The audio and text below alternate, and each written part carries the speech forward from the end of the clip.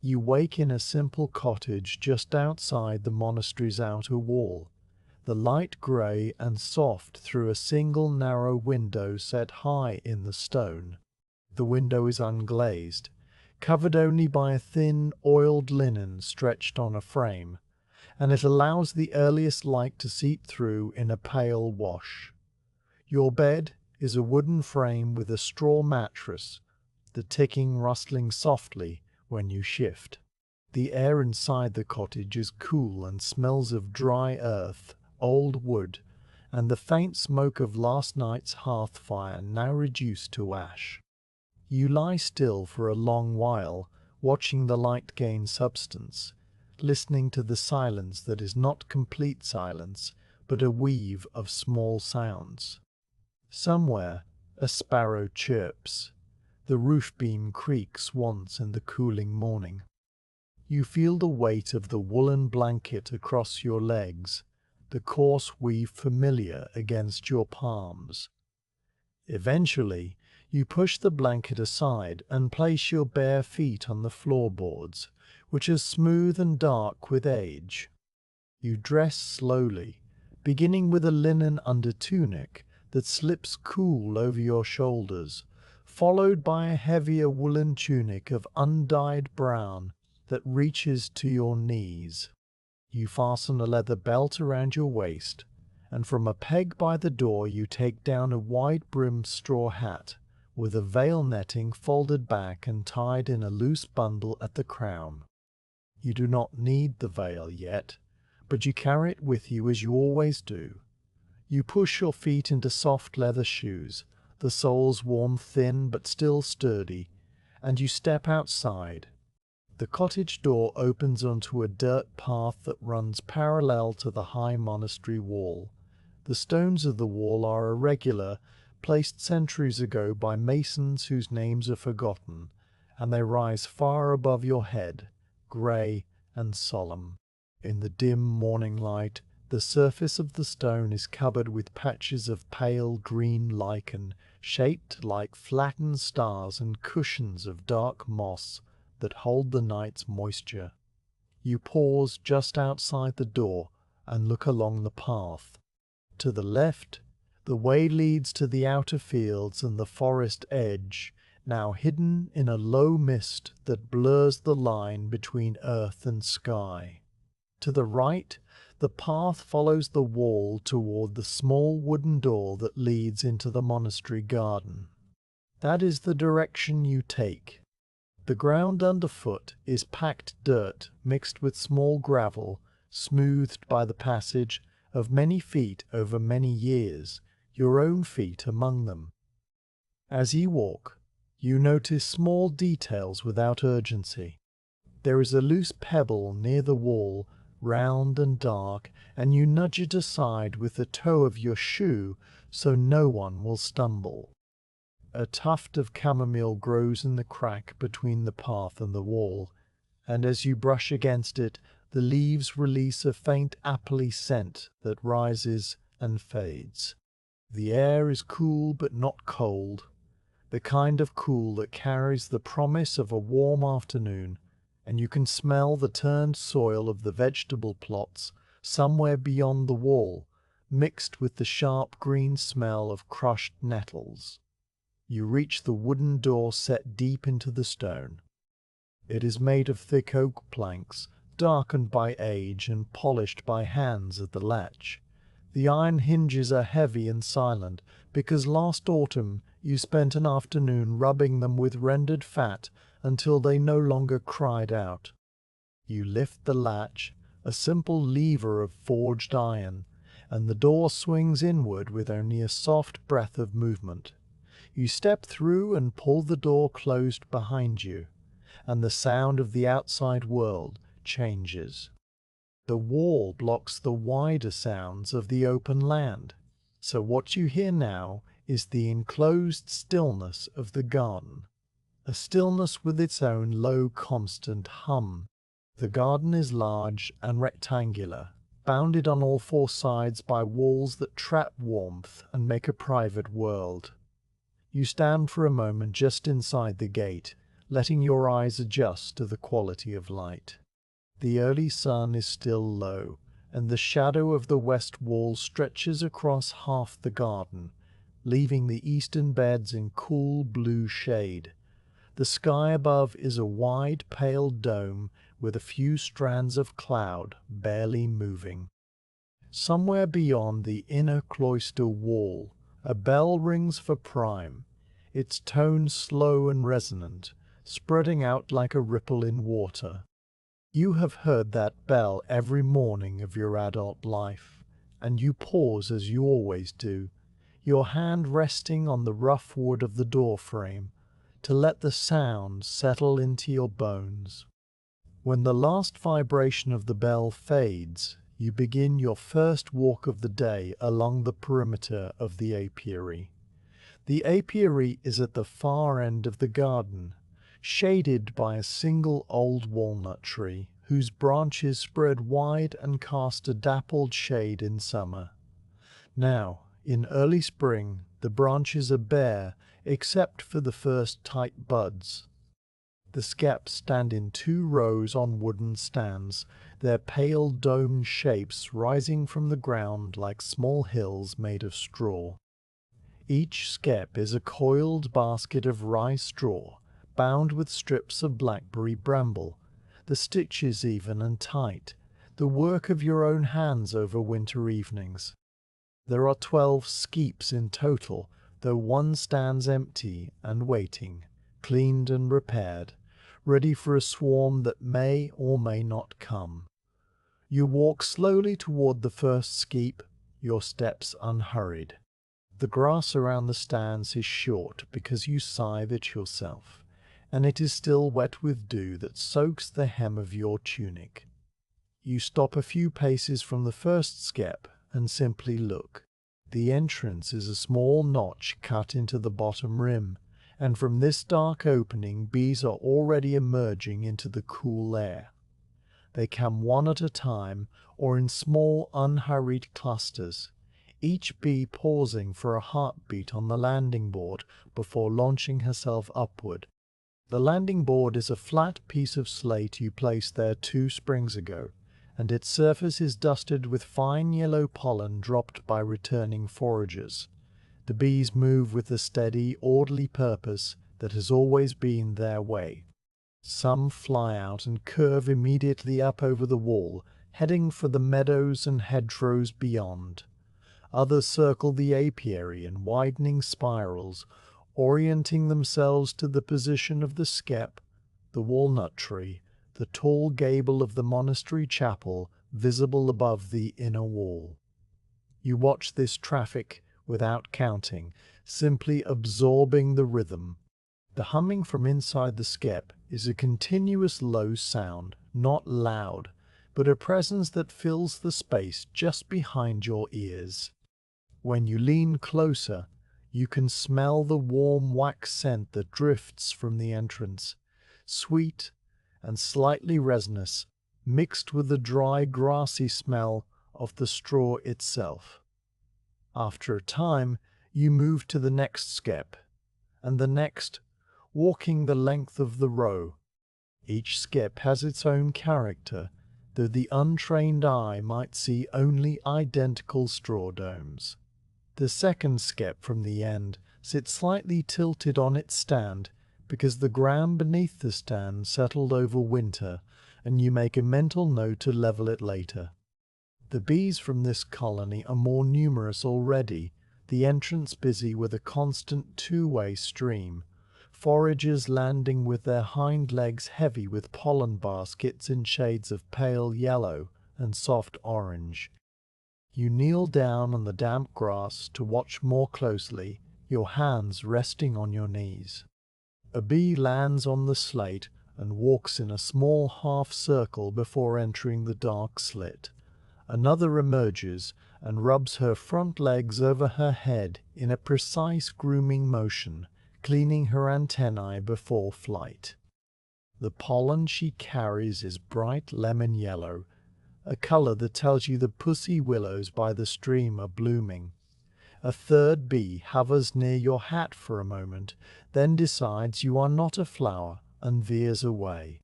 You stay kneeling for a long stretch, feeling the slight chill of the earth through the fabric of your tunic, listening to the multi-layered hum that rises and falls in tiny waves. The monastery's walls create a sheltered bowl of air, so the sound does not scatter but stays close, wrapping around you like a soft blanket. Eventually you rise and continue your circuit. The path along the garden wall takes you past the herb beds, where rosemary and sage grow in neat rows, their leaves still beaded with dew. You brush your fingers over the rosemary as you pass, and the sharp, clean scent clings to your skin. The monk who tends these beds is Brother Martinus, an old man with knotted hands who speaks very little, and you see him now at the far end of the vegetable plots, bent over a row of broad beans with a hoe. He does not look up, and you do not call out. The understanding between you is built on years of shared quiet. Further along, the espaliered pear trees spread their branches flat against the south-facing wall, tied to horizontal wires of twisted hemp. The bark is grey and wrinkled, and the first tiny leaf buds are just beginning to show as points of green at the tips of the branches. A blackbird is singing from the topmost branch of one pear tree, its song a series of clear, liquid notes that fall through the still air like drops of water. You pause to listen, because the blackbird's song is one of the sounds you mark the seasons by, a sound that means spring has truly arrived. The bird sees you watching, but does not fly, only turns its head and continues its melody. You walk the full perimeter, past the coal frame where early lettuce seedlings are protected under panes of oiled horn, past the wooden rain barrel that stands in the corner collecting water from the roof of the garden shed, past the compost heap that steams faintly in the cool air, the decomposition generating a gentle warmth.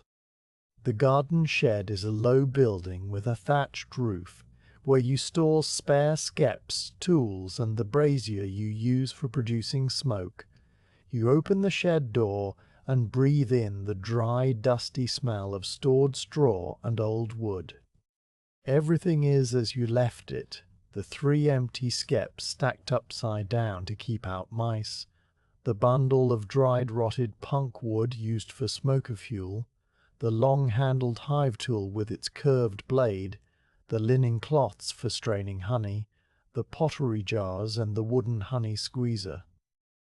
You touch nothing, only look, confirming that all is in order. Then you close the door and turn back toward the apiary. The sun has now climbed high enough to clear the eastern wall, and the first direct light spills into the garden in a golden wedge. Where the light falls, the temperature shifts almost at once, and you can feel the warmth on your face and hands. The bees respond too. Their activity increases. The pitch of the humming sharpens slightly, and more bees emerge for foraging flights. You return to the row of skeps and take up a position on the old wooden bench placed under the walnut tree. This bench is weathered to a silvery grey, its surface smoothed by years of use, and it fits the shape of your back. You sit and stretch your legs out, crossing your ankles. From this vantage point, you can see all 12 skeps at once, the garden walls, the patch of sky above, and the upper windows of the monastery buildings that rise beyond the inner cloister. One of those windows belongs to the scriptorium, where monks copy manuscripts. You have been inside only twice in your life, but you remember the smell of vellum and ink, the profound silence broken only by the scratch of quills. Now you think you can hear, very faintly, the sound of a quill moving across a page, though you know it may be imagination. Nevertheless, the thought is calming. You let your gaze rest on the skeps without focusing on any single one. The bees come and go in their thousands, a continuous traffic that is both busy and profoundly restful. There is a quality to watching bees that empties the mind of its clutter. You have noticed this before, and you noticed it again now. Your breathing slows to match the rhythm of their coming and going. You feel the texture of the bench under your thighs, the slight breeze that now moves through the garden, the warmth of the sun on your left shoulder. A white butterfly flickers past, and a robin lands on the handle of a spade left upright in the soil a few yards away. The monastery bell rings for tercy, a slightly higher note than prime, and the sound seems to come from inside the stone walls themselves. You do not move. The garden receives the bell's sound as it receives the sunlight, gently, without resistance.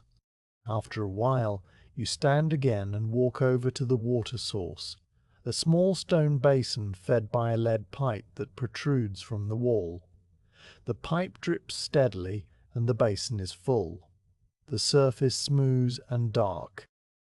A flat stone placed in the basin creates a shallow landing place for the bees to drink, and you see several of them standing on the damp stone, their bodies still, proboscises extended to sip the water.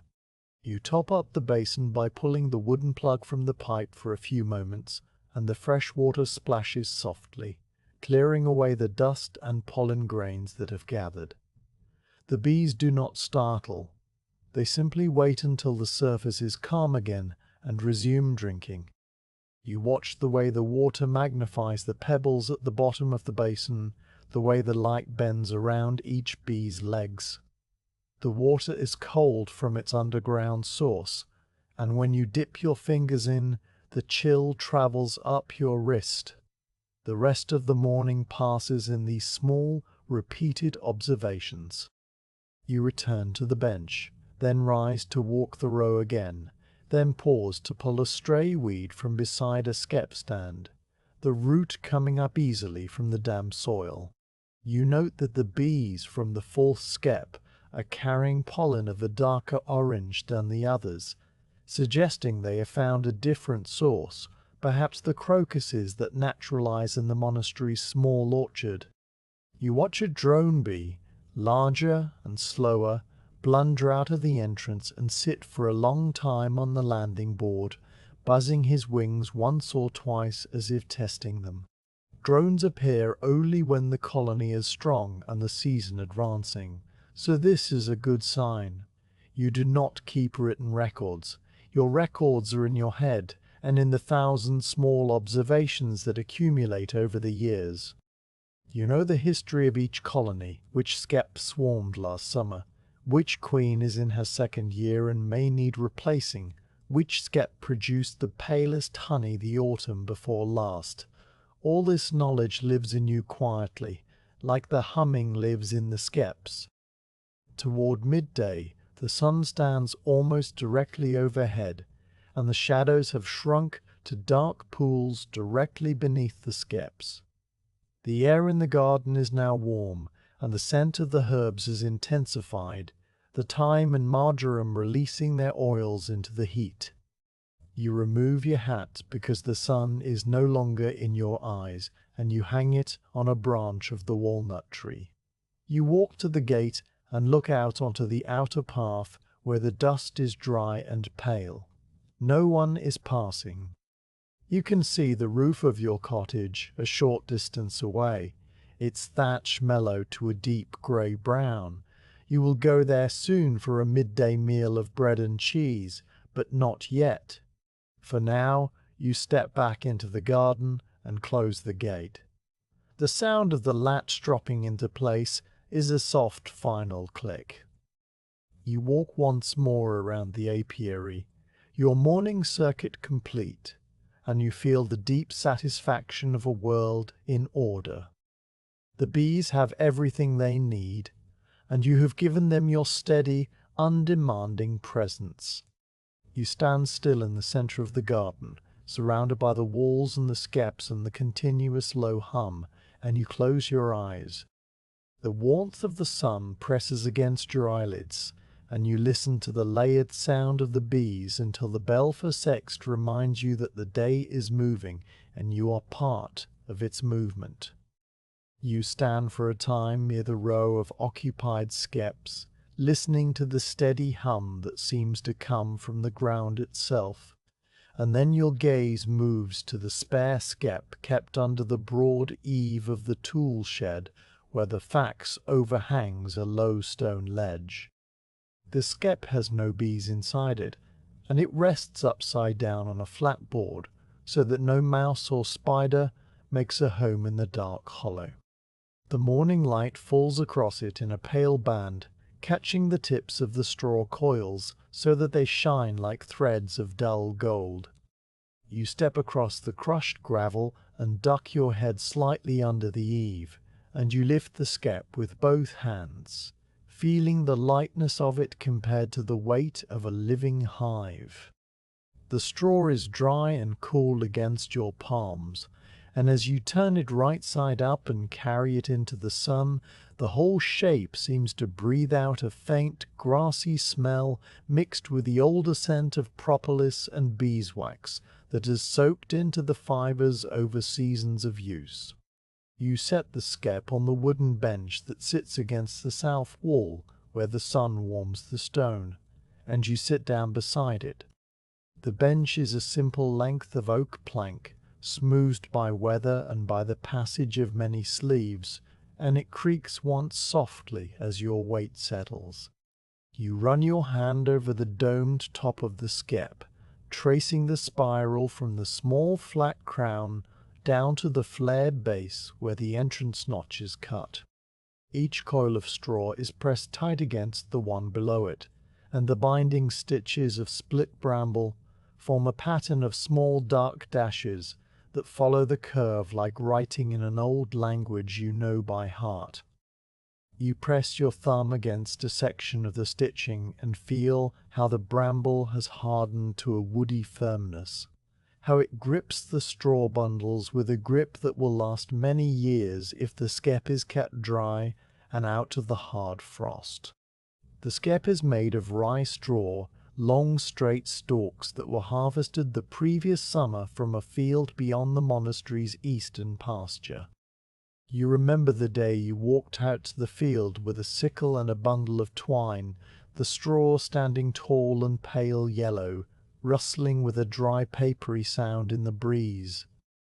You selected stalks that were unbroken and free of mildew, cutting them low to the ground so that the full length could be used. After binding them into sheaves, you carried them back to the garden and spread them on a clean cloth in the sun to cure for several days, turning them each morning so that the dew could evaporate. When the straw was properly dried, you stored it in bundles under the shed roof, where it kept its pale golden color and the faint sweet aroma of cut grain. Before a skep can be made, the straw must be soaked in water to make it pliable. You recall the wooden trough that you fill from the well, the way the water is always cold and clear, with a mineral tang from the deep chalk. You would take a bundle of straw and submerge it completely, weighting it down with a smooth stone so that no stalks float to the surface. The soaking lasted from morning until evening, and during that time the straw absorbed the water and became soft and bendable, the individual stalks turning from brittle to flexible light green stems. When you lifted the wet bundle out, the water streamed from it in silvery threads, and the straw smelled of damp hay and clean earth. You would shake the bundle gently and wrap it in a damp cloth, carrying it to the bench where the winder stood waiting.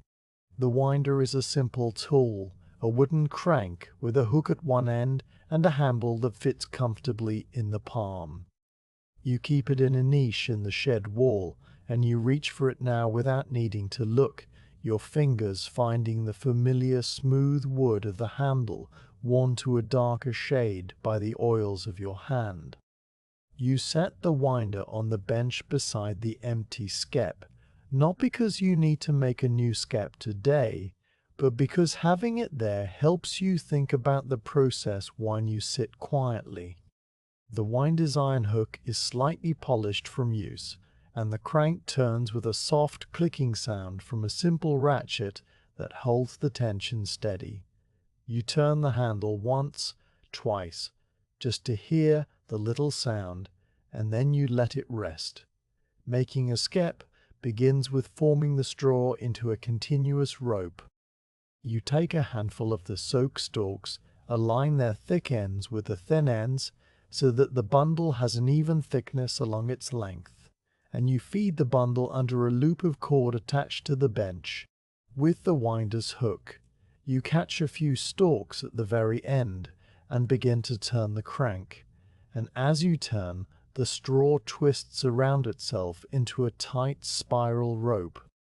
Your other hand holds the loose straw and guides it into the twist, adding new stalks as the bundle tapers, feeding them in so that the rope remains uniform. The motion is steady and unhurried, the crank turning in a slow circle, the straw crackling faintly as it bends and compresses. The rope grows longer, coiling on the bench beside the winder like a pale snake, and you can smell the wet straw and the faint oil you rub on the winder's moving parts. When enough rope has been made for a full skep, you begin the coiling. You take the starting end of the rope and bend it into a tight, flat spiral the size of your palm, and with a long iron needle and a strip of split bramble, you stitch through the center of the coil to hold it fast. The bramble strip is the thing you prepare yourself, gathering the long, thorny stems from the hedgerow in late summer when the bark is tough and the thorns can be scraped away with a knife. You split each stem down the middle and then soak the strips as well, so they become pliable like leather cords. The needle is as long as your hand, with an eye large enough to pass the bramble through, and its tip is blunt, so that it pushes between the straw bundles rather than piercing them, because a pierced stalk would rot in time and weaken the whole structure. You work the needle outward from the center, stitching each new loop of the rope to the loop that came before, passing the bramble through the gaps and pulling it snug, but not so tight that it bites through the wet straw. The needle goes in, the needle comes out, the bramble follows, and you pull it through with a slow, steady pressure that you feel in your wrist and forearm. You turn the growing skep little by little on the bench, always stitching toward yourself, the dome rising gradually from the flat start to a gentle curve and then to the steep sides of the basket. The coils are laid one upon the other, each one slightly larger than the last, and the stitches running close diagonal bands that bind everything together. The sound of the needle pushing through the straw is a soft shushing, and the bramble scrapes faintly like a whisper, and underneath is the creak of the bench and the distant murmur of the bees in the occupied hives. As you sit now with the empty skep beside you, you run your finger along one of the bramble stitches and recall the specific feeling of that work, the way your shoulders would grow stiff after an hour, and you would stand and walk a slow circle around the garden to loosen them while the half-made skep waited on the bench. You notice a place on this spare skep where the stitching has frayed slightly, a single bramble strand beginning to separate into fibers, and you make a mental note to replace it before the skep is needed for a swarm next summer. The base of the skep flares outward in a gentle bell, and the entrance notch is a smooth oval cut through the lowest coil, its edges darkened by the touch of many bee bodies passing in and out when the skep was in use in a previous season. You trace the oval with your fingertip, feeling the hard packed straw and the slight waxy residue that still clings there. The empty skep weighs almost nothing, and you lift it again and hold it up against the light, tilting it so that the interior becomes a shadowed cave with threads of sunshine slipping between the coils. Inside you can see the remains of old comb foundation, thin lines of brown wax where the bees had begun building before the colony was moved or harvested. The wax has a sweet, deep odor, like honey, that has aged into something richer and darker, and mingled with the straw scent it makes you think of golden afternoons and the warm breath of the hive. You lower the skep and set it back on the bench, where it sits with the quiet patience of all well-made objects that wait for their next use.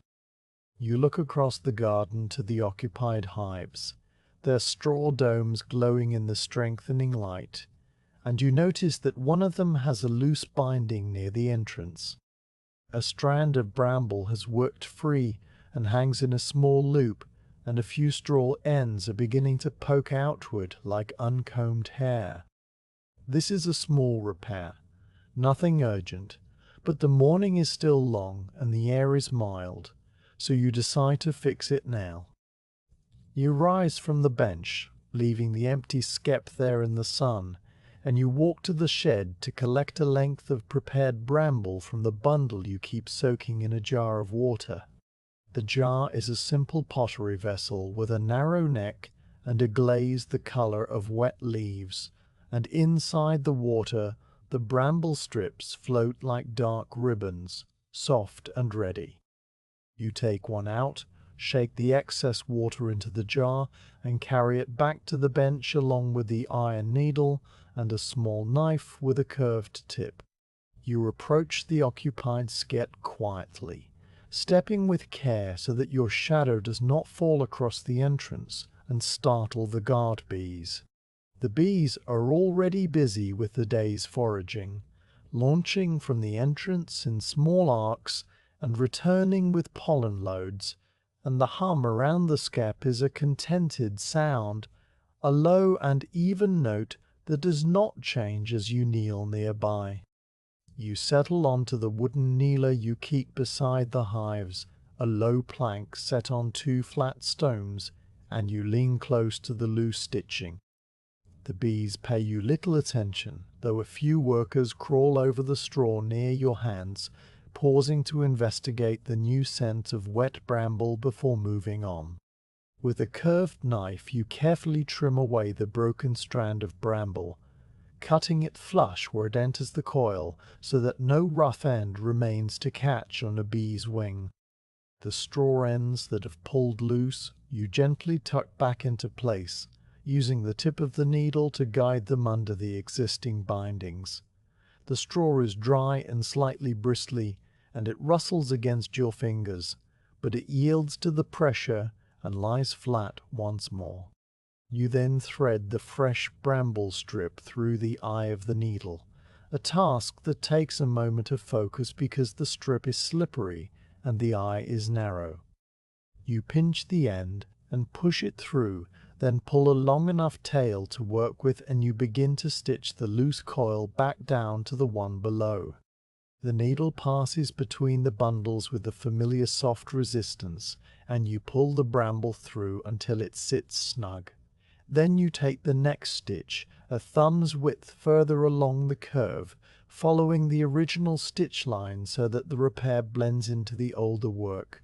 Your hands move in a slow rhythm, needle in, needle out, pull, and the bramble leaves a faint damp trail on the straw that darkens for a moment and then begins to dry.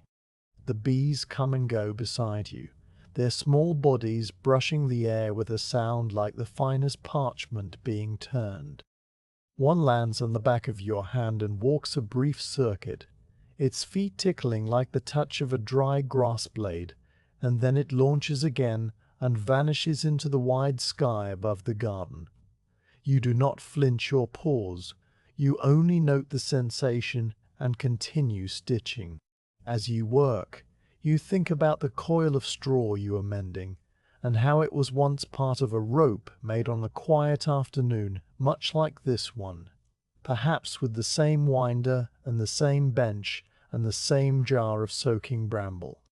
The skep was new then, with no wax inside and no stains on its straw, and now it is weathered and inhabited, the straw darkened by rain splash, and the inner walls coated with propolis that the bees have spread to seal every gap. The repair you are making will become part of that history, another layer of care added to the many that have kept the colony safe. You take 6 more stitches, each one spaced evenly, and then you tie off the bramble with a simple knot that you push into the straw, where it will not catch on anything. You trim the tail short with the knife and sit back on your heels to inspect the work. The stitching looks neat and firm, and the loose straw ends are no longer visible. You gather your tools, the needle with its damp bramble still threaded, the little curved knife, and you carry them back to the bench where the empty skep still waits. You wipe the needle dry with a scrap of cloth and return it to its place in the shed niche, and you coil the remaining wet bramble into a loose loop and drop it back into the jar. The knife you set on the bench, because you will need it later for trimming herbs or cutting a length of cord, and you stand for a moment with your hands resting on the wood, feeling the warmth of the sun on the back of your neck and the faint vibration of the hives in the air. The garden smells of straw and damp earth, and the green sharpness of the mint that grows near the water trough, and underneath all of that is the steady, golden smell of honey drifting from the hives. You walk back to the tool shed and stand under the eave, looking at the bundles of rye straw stored against the wall, the long pale stalks tied with twine and stacked in layers so that the air can move between them. There are enough bundles here to make 3 more skeps when the need arises, and you reach out and touch the end of one bundle, feeling the crisp dryness of the stalks and the slight spring when you press them. The straw is ready whenever you are ready, patient and unchanging in the dim shade, and the thought of it waiting there brings a quiet sense of order that settles in your chest like a stone dropped gently into still water. The sun has climbed a little higher, and the shadows under the walnut tree have shortened. You leave the shed and walk to the bench, where you sit once more beside the empty skep. The bench has grown warm under you, and you let your hands rest on your knees while you watch the bees moving across the garden in their steady lines. The empty skep sits silent beside you, its straw glowing pale against the darker wood of the bench, and the repaired skep hums with its colony, whole and sound again. You notice the way the bramble stitches on all the skeps catch the light in small gleaming lines, like the veins of a leaf held up to the sun, and you think that the making and the mending are really the same work. A single long task that stretches across the seasons without hurry or end. After a time, you lift the empty skep and carry it back under the eave, setting it upside down on the flat board exactly as it was before. You brush a few bits of loose straw from its crown and step back, and the skep disappears into the shadow, waiting. You turn and face the garden again, the rows of herbs, the pear trees flat against the warm wall, the skeps like sleeping creatures under the open sky. The monastery bell rings for sext, a single deep note that rolls across the enclosure and fades into the hum of the bees, and you stand still and listen until the sound is gone, and only the bees remain, their ancient song spinning out of the straw domes like thread from a spindle. Early spring arrives in the monastery garden, not with a single dramatic change, but with a slow accumulation of small signs that you have learned to read over many years. The air still carries a chill in the mornings, a cold that settles in the folds of your woolen tunic and makes your knuckles stiff when you first step outside. Yet by midday, the sun has enough strength to warm the stone walls and coax the bees from their skeps in greater numbers. You notice this gradual shift in the tempo of the apiary, the way the entrances that were quiet and nearly still during the dark weeks of winter now show a steady trickle of movement from first light. The season of cautious awakening has begun, and your daily rounds adjust to match the new rhythm, becoming a little longer, a little more attentive to the details that tell you how each colony has fared through the cold. You walk the path to the garden on a morning when the sky is a high pale blue washed with thin clouds that barely move, and the grass underfoot is still wet with dew that soaks the leather of your shoes. The wooden door swings open silently, and you step into the enclosure, closing it behind you, so that the sound of the outside world softens to a distant murmur. The first thing you do, as always, is stand still just inside the gate and listen. The combined hum from the row of skeps is different now from what it was a month ago, fuller, with a deeper resonance that speaks of brood being raised and foragers working with purpose. You close your eyes for a moment and let the sound wash over you, a continuous drone made of countless individual wing beats that merge into a single living note. It is a sound that seems to come from the earth and the walls and the air all at once, and it is the sound you trust most in the world. When you open your eyes, you begin your slow circuit along the row of skeps, your steps measured and quiet on the gravel path. The first skep at the end near the walnut tree is one of your strongest colonies, and you approach it with the calm familiarity of long acquaintance. You stop a pace away and simply observe the entrance, a dark slit at the base of the straw dome where bees appear and disappear in a continuous gentle flow. The foragers returning from the fields fly in low and heavy, their bodies angled slightly forward, and as each one lands on the slate board you can see the tiny baskets on her hind legs packed with pollen. The colors range from a dull mustard yellow, almost brown, to a bright lemon that catches the morning light, and by noting these shades you can guess at the flowers that are blooming beyond the walls. The mustard pollen likely comes from the gorse bushes on the heath, while the lemon speaks of pussy willow catkins along the stream.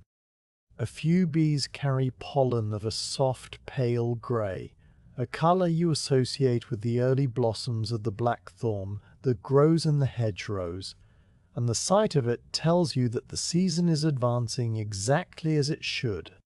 You kneel down on the grass, ignoring the damp that seeps through the fabric at your knees, and you bring your face closer to the entrance.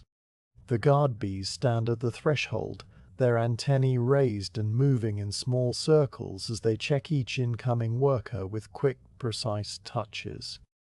A forager approaches and the guards step forward, tapping her body and head with their antennae in a rapid exchange that lasts only a heartbeat before she is allowed to pass. You watch this ritual repeated again and again, the guards never tiring, never making an error, performing a duty that is as old as bees themselves. The hum here at the entrance is louder, a concentrated vibration that you can feel in your chest if you stay still enough, and the smell of warm wax and ripening nectar drifts out in a fragrant cloud that sticks to the inside of your nose. You rise and move to the next skep, a smaller colony that you have been watching with extra care because it came through the winter with fewer bees than the others. The entrance here is less crowded, and the tone of the humming is different, thinner and slightly higher in pitch, like a note played on a smaller reed. You stand and listen to this difference for a long moment, letting your ear adjust to the two sounds, the deep, confident drone of the strong colony and the higher, more tentative note of the smaller one.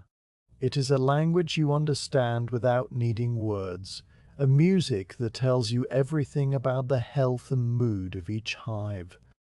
The bees from this smaller skep are also bringing in pollen, though fewer of them, and the loads they carry are mostly the same pale yellow as the others, which reassures you that they are finding enough forage to feed their growing brood. You continue along the row, pausing at each skep, noting the little variations that make each colony unique. The third skep has a habit of sending out a sudden burst of young bees for orientation flights roughly this hour, and as you watch, a dozen or so workers emerge and begin to hover in front of the entrance, facing the skep and flying in tight zigzags that trace the shape of the straw dome and the walnut tree and the high chapel gable. These young bees are memorizing the landmarks that will guide them home after their first foraging trips, and you stand perfectly still so as not to confuse their visual map. The morning light catches their wings and makes them flicker like small panes of mica, and the sound of their flight is a higher, buzzier note layered over the deeper hum of the hive.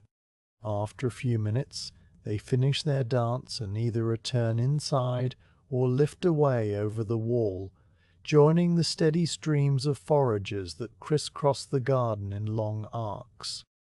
The garden itself is still wearing the last traces of winter, with patches of dead stalks from last year's borage and fennel standing brown and brittle among the new growth.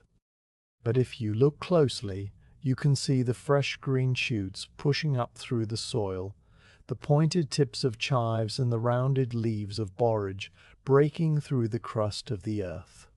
The herb beds near the kitchen door have been tidied by Brother Martinez, the dead material cut back and the soil raked smooth, and the rosemary bushes are beginning to show tiny pale flowers at the tips of their branches. The bees have found these flowers already, and you see several workers moving over the rosemary, probing each small blossom with their tongues in a methodical search for nectar. You walk over to watch them, standing close enough to see the way the bees' bodies dust the flowers and the way the flowers tremble slightly under their weight, and the scent of rosemary rises around you, clean and sharp and medicinal. Back at the row of skeps, you notice a few fallen twigs on the gravel near the entrances, probably blown down from the walnut tree by the night wind, and you bend to pick them up one by one. Clearing the flight paths is a small act of care, but it matters to the bees, who navigate by precise visual cues and can be confused by unexpected obstacles near the hive entrance. You gather the twigs in your hand, feeling the rough bark and the slight dampness of the wood, and you carry them to the compost heap at the far end of the garden, where you drop them onto the steaming mound of leaves and vegetable peelings. The compost gives off a gentle warmth and a rich, earthy smell, and a few bees are hovering around it, attracted perhaps by the moisture or the faint scent of decaying apple cores. You watch them for a moment, then turn back to the apiary. The bees need water, especially in spring when they are feeding larvae and diluting stored honey to make brood food. So you walk to the stone basin fed by the lead pipe and pull the wooden plug. The water flows out in a clear, steady stream, splashing into the basin and darkening the stone. You let it run until the basin is full and the surface is smooth and still, reflecting the sky in a small patch of pale blue. Then you take a flat stone from the edge and place it in the water so that it sits just beneath the surface, creating a shallow landing place. You've done this 100 times, and the bees have learned to come here to drink. Within a few minutes, the first scouts arrive, landing delicately on the wet stone with their feet splayed, their bodies lowering as they extend their proboscises to sip the water. More follow, and soon there is a small crowd of bees standing at the water's edge, all drinking in quiet concentration, their wings occasionally flickering to shake off a droplet. The sight is deeply soothing, a picture of simple need and simple satisfaction, and you stand nearby with your hands resting on the rim of the basin, watching the tiny ripples spread and fade. The sun is higher now, and the shadows have shortened. You return to the bench under the walnut tree, and sit, stretching your legs out and feeling the warmth of the sun on your shoulders. From here you can see the whole apiary, the row of straw domes glowing in the light, the bees coming and going in their steady lines. You close your eyes for a while and just listen, separating the different sounds with the patience of long practice. Beneath the bee hum, you can hear the rustle of the walnut tree's bare branches in the light breeze, the distant coo of a wood pigeon from the cloister roof, and the faint scrape of a hoe from the vegetable beds where Brother Martinus is working.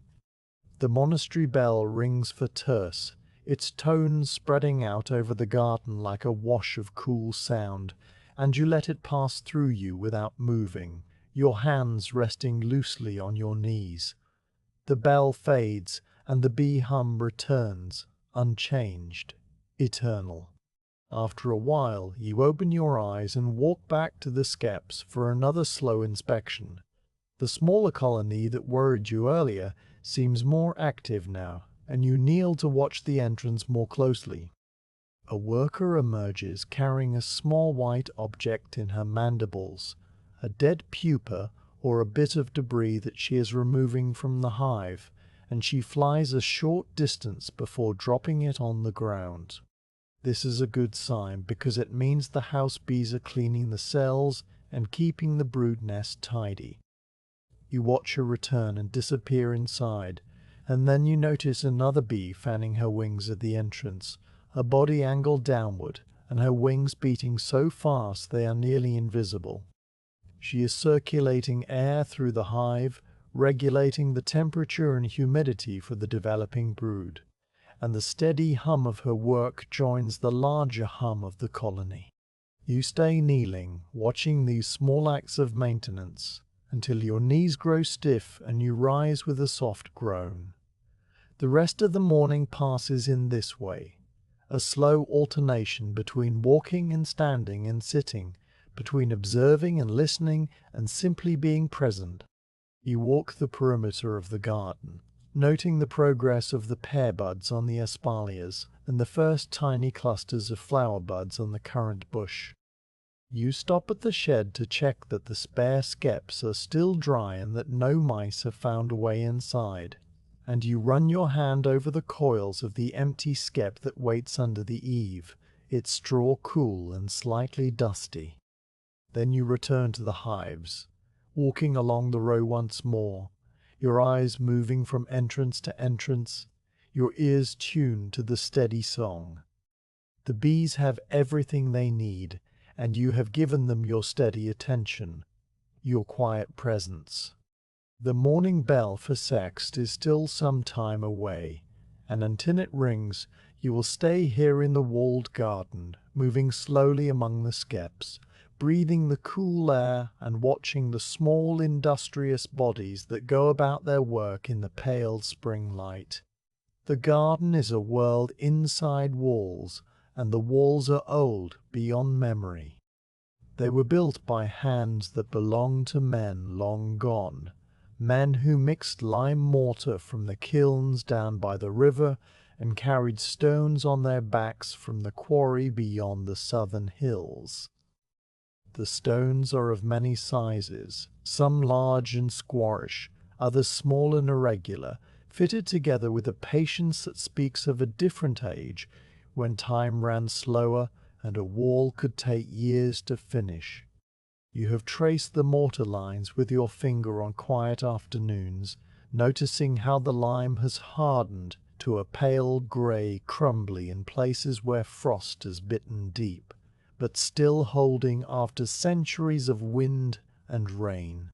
The walls rise to twice your height, and their tops are capped with flat stones laid at a slight slant so that water runs off and does not seep into the core. Along the capstones, small ferns have taken root in the gaps, their fronds uncurling in spring and staying green until the first hard frost of winter. This morning, after you have checked the Skeps and walked the perimeter of the apiary, you decide to follow the wall all the way around the enclosure, letting your hand rest against the stone as you go. The south-facing wall is warm under your palm, absorbing the early light and radiating a gentle heat that you can feel through the wool of your sleeve. This is the wall where the espaliered pear trees are trained. Their branches stretched out horizontally on either side of a central trunk like arms extended in prayer. The trees are old, their bark grey and roughened with deep fissures that run lengthwise along the wood. You stop before one tree and examine the tiny buds that have appeared along the branches, each bud a tight cluster of dark brown scales tipped with green. In a few weeks, these buds will open into white blossoms with a scent like honey and dust, and the bees will cover them in a frenzy of gathering. But for now, the buds are closed and waiting, and the tree is still in its winter patience. You move along the wall, stepping over a low border of stones that separates the path from the flower beds. These beds run along the base of the wall, catching the sun's warmth and sheltering plants that need a little extra heat to thrive. Here grow clumps of lavender with silvery leaves that release their sharp, clean fragrance when your leg brushes against them. The lavender is not yet in bloom, but the flower spikes are beginning to form, tiny purple-grey knobs at the tips of the stems. Further along there is a rosemary bush that has grown into a sprawling mass of woody stems and needle-like leaves, its blue flowers already showing here and there like small scattered stars. You pinch one leaf between your fingers and crush it gently, then lift your hand to your nose and breathe in the scent, which is strong and resinous, recalling the hills of the southern lands where rosemary grows wild. The scent lingers on your fingers for a long time after. The garden is divided into distinct sections, each with its own character and purpose, though the divisions are not marked by fences or hedges, but simply by changes in the planting and the texture of the ground. After the flower border comes the herb garden, a series of rectangular beds edged with woven willow hurdles that keep the soil from spilling onto the path. The herbs are arranged in neat rows, each species in its own patch. Sage grows in one bed, its broad grey-green leaves soft and woolly to the touch, and when you brush against it the whole plant gives off a warm, savoury smell that makes you think of roasting meat and winter kitchens. Next to the sage is hyssop, a smaller plant with narrow dark leaves and spikes of tiny blue flowers that the bees love with a particular passion.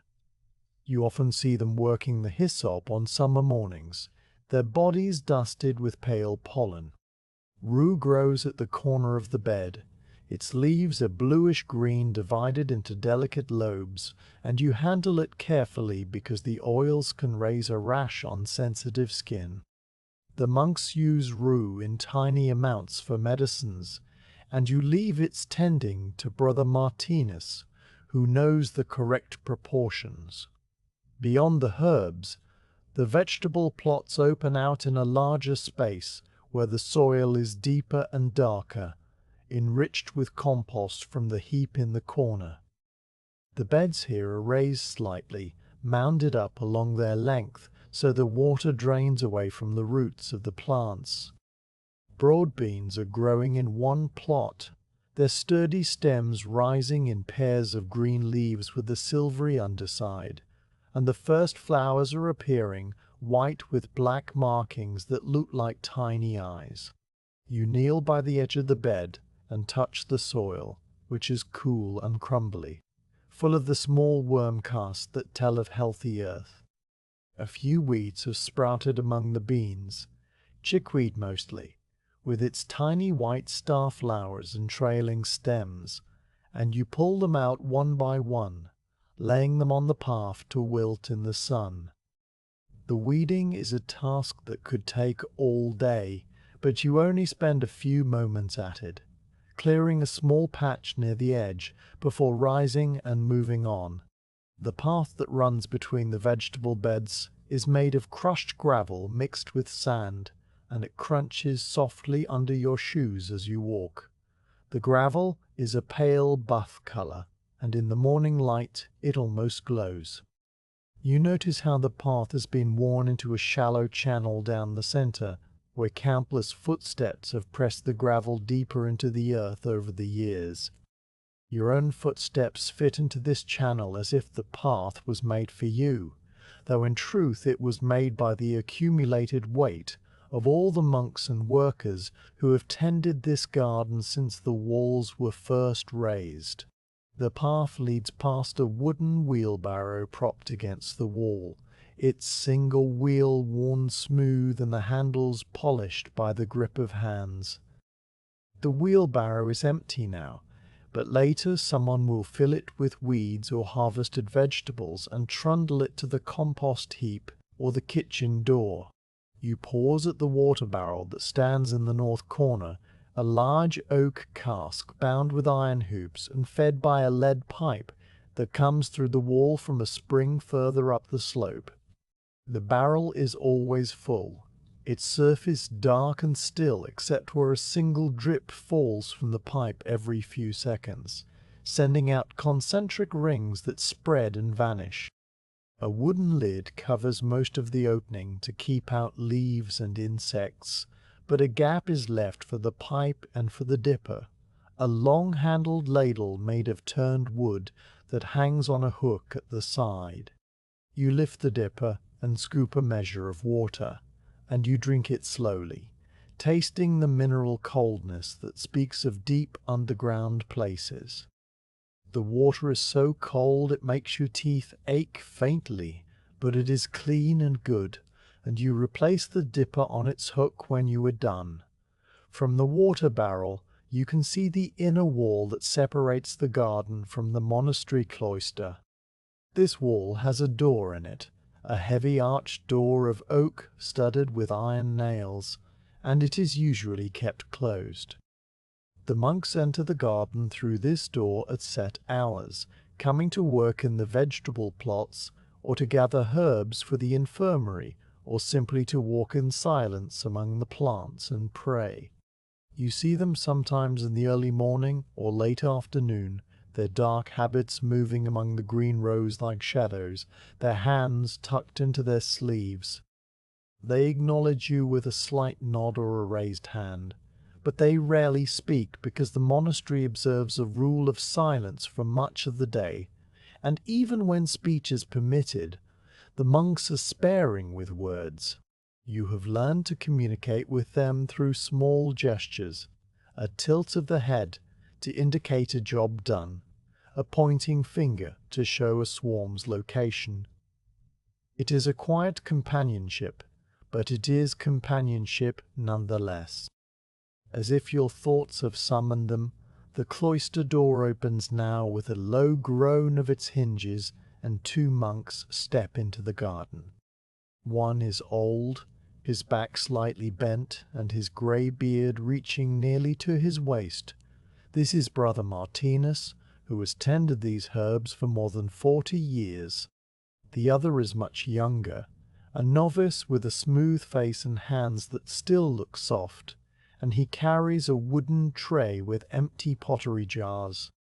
They walk slowly along the path toward the herb beds, and Brother Martinus kneels with some difficulty among the sage and hyssop, beginning to pluck leaves and place them on the tray. The novice kneels beside him and watches, learning which leaves to pick and which to leave. You stay where you are by the water barrel, not wanting to disturb their work, and you watch as Brother Martinez shows the young man how to hold the stem with one hand and strip the leaves downward with the other in a single clean motion. The leaves pile up on the tray in a small green mound, and the fresh scent drifts across the garden to where you stand. After a time you continue your walk along the north wall, where the shade is deepest and the stone is cool and sometimes damp to the touch. This wall faces away from the sun for most of the day, and the plants that grow here are those that prefer coolness and moisture. A bed of comfrey grows against the stones, its large hairy leaves drooping over the edge of the path. The leaves are rough and sandpapery, but the bell-shaped flowers, when they come, will be a soft pinkish purple and will hang in clusters like tiny upside-down skirts. Comfrey has deep roots that mine the subsoil for minerals, and you sometimes cut the leaves to add to the compost or to make a poultice for bruises. Further along, there is a patch of sweet woodruff, its whorls of narrow leaves arranged in stars around the stem, and when dried, it smells of new mown hay and vanilla. The monks use it to scent their linen chests and to flavour their festival ale. The northeast corner of the garden is where the compost heap stands, a large dark mound of vegetable peelings, spent plants, grass clippings, and the occasional scoop of ash from the monastery fires. The heap steams faintly in the cool air, the heat of decomposition working deep inside, and you can smell the rich earthy scent of decay turning into soil. A flock of small birds is pecking at the edges of the heap, searching for seeds and insects, and they scatter as you approach, fluttering up into the branches of the walnut tree with a burst of chattering calls. You stop by the heap and take up the long-handled fork that leans against the wall, and you turn the outer layers inward, folding the newer material into the center where the heat is greatest. The fork slides easily into the loose pile, and the material is dark and crumbly, full of worm threads and the white filaments of fungi. After a dozen turns, you replace the fork and brush your hands on your tunic. The walnut tree stands in the center of the apiary end of the garden, its trunk thick and deeply furrowed, its branches spreading wide enough to shade all 12 skeps at midsummer if you did not trim back a few lower limbs each year. The tree is old, perhaps older than the monastery itself, and its roots run deep under the walls and out into the fields beyond. In autumn, it drops a carpet of nuts that the monks gather and store in the cellar, and the shells that are left behind crunch underfoot for months afterward. Now in spring, the tree is just beginning to leaf out. The new leaves are pale yellowish green that darkens as they expand. The catkins hang from the branches like thin green tails, swaying in the light breeze that moves through the garden.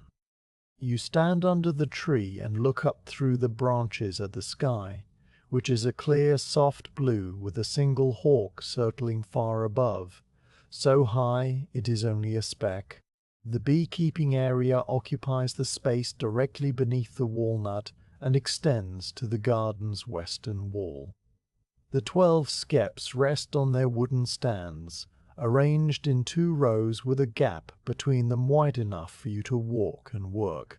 The stands are simple constructions, 2 short planks nailed across a pair of upright posts, driven into the soil, with flat stones laid over the planks to create a stable platform. Some of the stands have settled slightly over the winter, tilting the skeps at an angle, and you make a mental note to dig them out and re-level them when the weather is warmer and the ground has dried. The grass around the stands is short and trodden, and a few bees are already returning from the fields, their pollen baskets bright with the yellow of pussy willow and the pale cream of hazel catkins. You watch them land and disappear into the entrances, their small bodies dark against the pale straw. You walk slowly between the 2 rows of skeps, pausing at each one to listen. The hum from inside varies in pitch and intensity, from colony to colony, a sign of different sizes and different temperaments. The strongest colony, the one from which you expect to swarm this year, has a deep and resonant hum that you can feel through the soles of your shoes if you stand very close. The weakest colony, the one that struggled through the winter and lost its old queen in January, has a thinner and more tentative sound. But there are still bees coming and going, and you see fresh pollen being carried in, which means a new queen has been raised and has begun to lay. You kneel by this skep and watch the entrance for a long time, noting the steady traffic that proves the colony's survival. The bees from this hive are slightly smaller and darker than those of its neighbors, a sign of different drone parentage in the new queen's mating flight. The sun is now well above the walls, and the garden has warmed considerably. The scent of the herbs has intensified, and the bees are working with greater energy. You rise from your kneeling position and walk back toward the bench under the walnut tree, where you sit and stretch your legs. From here you can see the whole garden laid out before you, the herb beds, the vegetable plots, the flower borders, the compost heap, the water barrel, and the walls that hold everything in. The young novice has gone back inside the cloister, but Brother Martinus remains among the herbs, moving slowly down the rows with his tray of leaves. A blackbird is singing from the top of the pear tree on the south wall, and a thrush answers from somewhere beyond the gate. The monastery bell rings for terce, its tones spreading out over the garden like a blessing, and you close your eyes and let the sound wash over you. When you open your eyes again, you notice small details that you had missed before. There is a spider's web strung between 2 of the pear tree's branches, its threads catching the light in a perfect geometric pattern, and at its center sits a small brown spider waiting motionless. A line of ants marches across the gravel path near your feet, each one carrying a tiny pale egg, relocating their nest from one side of the path to the other for reasons only they understand. A single feather from a wood pigeon lies on the grass near the water barrel, its grey-blue sheen iridescent in the sun. These small things fill the garden with a quiet life that goes on, whether you notice it or not, and the act of noticing brings a deep sense of peace that settles into your bones. After a while, you rise and walk to the shed to collect a rake, and you spend the next hour clearing the last of the winter debris from the garden paths. You rake the fallen leaves that have collected against the base of the walls, the small twigs that have snapped from the walnut tree in the winds of March, the dried stalks of last year's mint that have lain flat all winter. You gather everything into a pile near the compost heap, and then fork it in, turning the heap once more to mix the new material with the old. The work is repetitive and undemanding, the rake moving back and forth in a steady rhythm, and your mind settles into the task as easily as a stone settles into sand. When the paths are clean, you return the rake to the shed and wash your hands in the bucket of water kept by the door. The garden is now quiet and orderly, the walls standing strong around it, the plants growing in their appointed places, the bees humming in their straw domes. You walk to the very center of the enclosure and stand still, your hands at your sides. The sound of the bees fills the air, a continuous drone that seems to come from all directions at once. Underneath it, you can hear the faint rustle of the pear leaves, the trickle of water into the barrel, the distant plainsong of the monks at prayer. The garden feels like a held breath, a pause in the long flow of time. You stand there until the bell rings for sext, and then you walk slowly back toward the gate, your footsteps the only sound on the warm gravel path. The sun stands almost at the top of the sky, and the shadows have shrunk to small dark pools directly beneath the Skeps, each one a circle of coolness on the warm grass.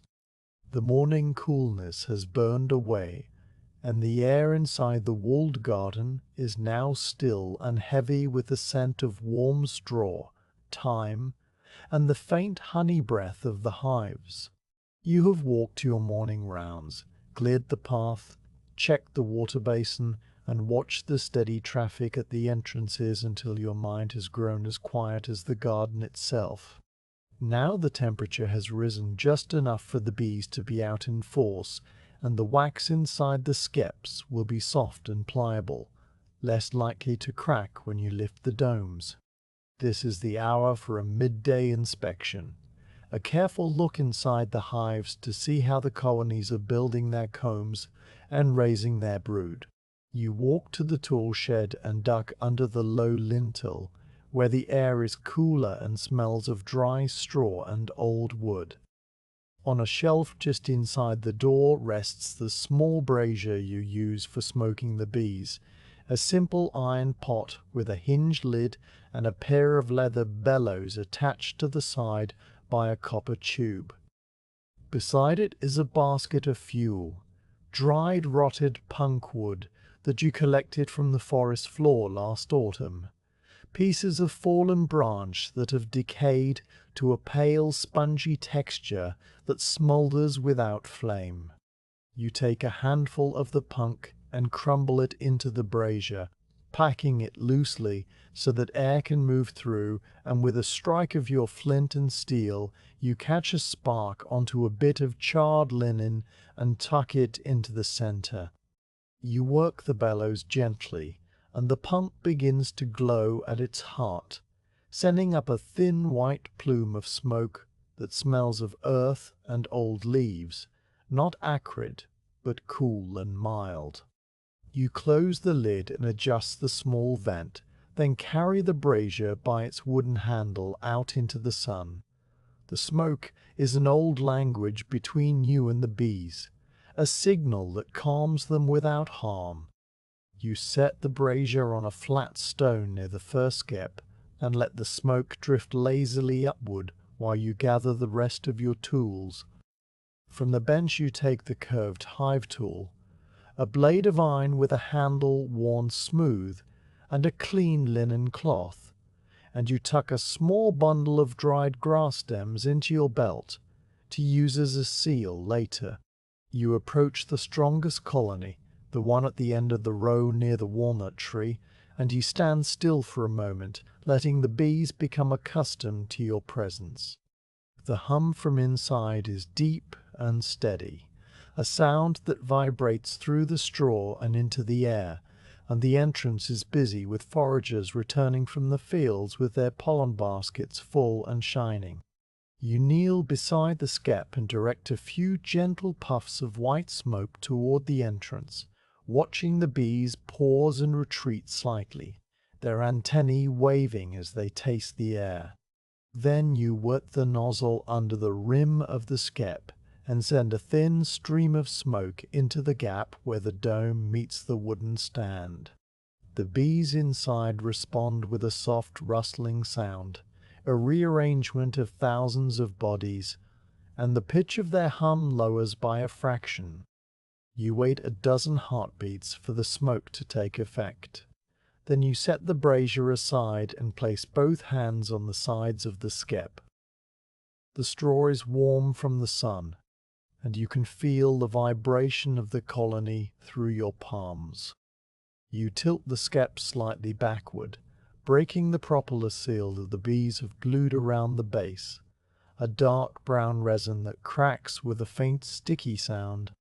Then with a slow and steady movement, you lift the skep and tip it onto its side so that the combs are exposed. The interior of the skep is a private world suddenly revealed. The combs hang from the crown of the dome, in long vertical plates, their surfaces rippled and curved, built by the bees according to the shape of the straw above them. The wax of the newest combs is a pale, translucent white, almost like thin slices of candle, while the older combs further in are a rich golden brown, darkened by the footsteps of generations. The cells are packed with a variety of treasures. Some hold glistening nectar that catches the light and shimmers like liquid amber.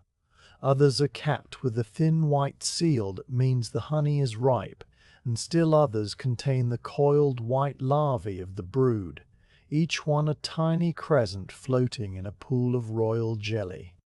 You lean close and breathe in the warm scent that rises from the open hive, a complex smell of wax and honey, and the faint animal musk of the bees themselves, and you let your eyes travel slowly across the surface of each comb. Your inspection is methodical and calm, a sequence of small observations that you have made hundreds of times before. You note first the overall pattern of the brood nest, a central patch of capped cells surrounded by a ring of larvae, and then a wider arc of stored pollen and nectar. The capped brood is a warm tan color, slightly domed outward, and by counting the cells in a rough block, you can estimate the queen's laying rate. She has been busy, because the brood patch is broad and even, with very few empty cells scattered through it. This tells you the queen is young and vigorous, laying steadily in the tight spiral pattern that good queens always use. The pollen stores are plentiful, bands of cells packed with bright yellow and soft orange granules, and the nectar glistens in cells that have not yet been sealed. You see a few cells of a darker reddish honey near the edge, probably from the chestnut trees that bloom on the hillside, and you make a mental note of its location for the autumn harvest. As you study the combs, the bees themselves move over your hands in a living glove. They crawl across your knuckles and along your wrists, their feet tickling with a light, persistent touch that feels like the brush of a feather.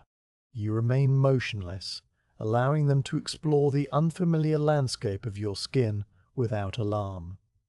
A worker stops on the back of your thumb and extends her proboscis to taste a trace of salt left by your sweat, and you watch her delicate movements with a calm attention. Another bee walks up your sleeve and pauses there, fanning her wings once before settling again.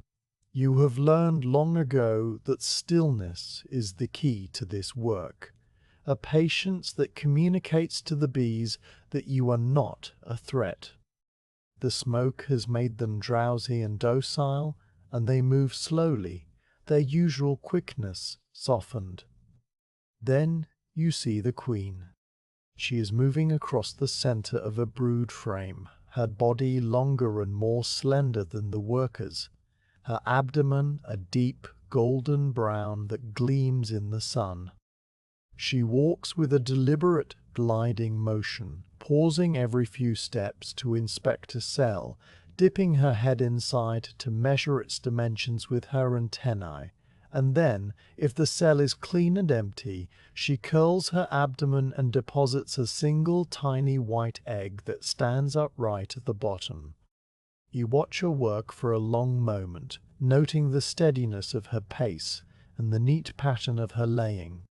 She is the heart of the colony, the single source of all the life that fills the hive, and seeing her always brings a quiet satisfaction, a confirmation that the most essential thing is well. A circle of attendants surrounds her, workers who face inward and stroke her body with their antennae, feeding her minute drops of nectar as she moves. You do not disturb her, only observe, letting your gaze follow her path until she moves behind a comb and out of sight. You turn your attention to the outer combs where you check for any signs of trouble. Wax moth larvae can leave a silky trail through the combs, but you see none of that here, only clean wax and healthy cells. There is no sign of the foul smell that would indicate disease, no sunken or perforated brood caps, no dead bees in unusual numbers. The colony is strong and clean. You do notice a few drone cells near the edge, larger than the worker cells and capped with a more pronounced dome, and you count them with a quick glance. A healthy number of drones is a sign of a prosperous colony with resources to spare, and you are glad to see them. In a few weeks, these drones will fly out on warm afternoons to seek virgin queens in the air, and their presence means the hive is ready for the season of swarming. When you are seen enough, you begin the careful process of closing the skep. You lift the straw dome with both hands, feeling its weight, which is heavier now than when you began because the combs are thick with stores. You align the base with the wooden stand and lower it slowly, allowing the bees on the rim to move aside rather than be crushed.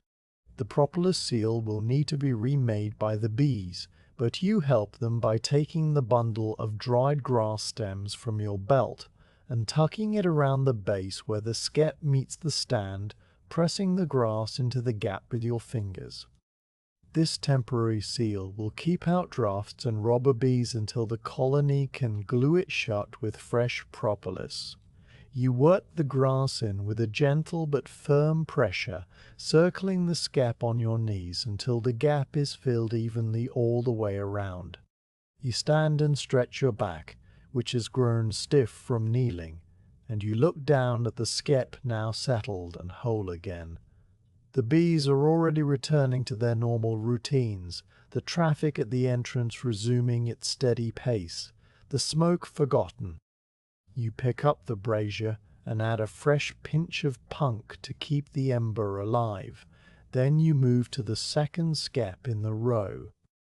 This is the smaller colony, the one that lost its queen over the winter and has raised a new one from a supersitua cell.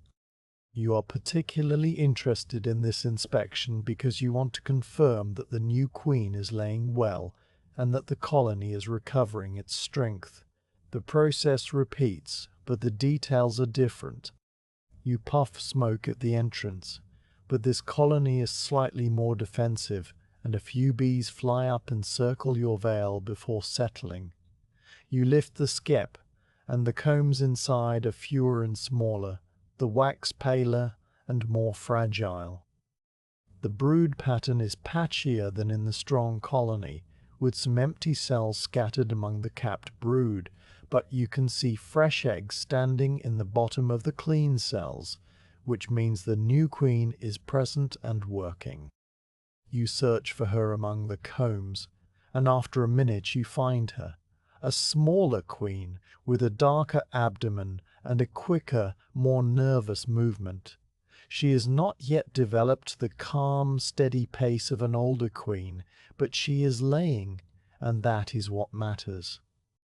You note that the pollen stores are adequate but not abundant, and the nectar is thin, so you resolve to keep a closer eye on this colony in the coming weeks, perhaps to feed them a little honey syrup if the weather turns cold again. The bees on this skep are more active on your hands, crawling faster and in greater numbers, but you remain still and let them move over you until they lose interest. You seal the second skep with fresh grass stems and move to the third, a colony of middling strength that has always been calm and productive.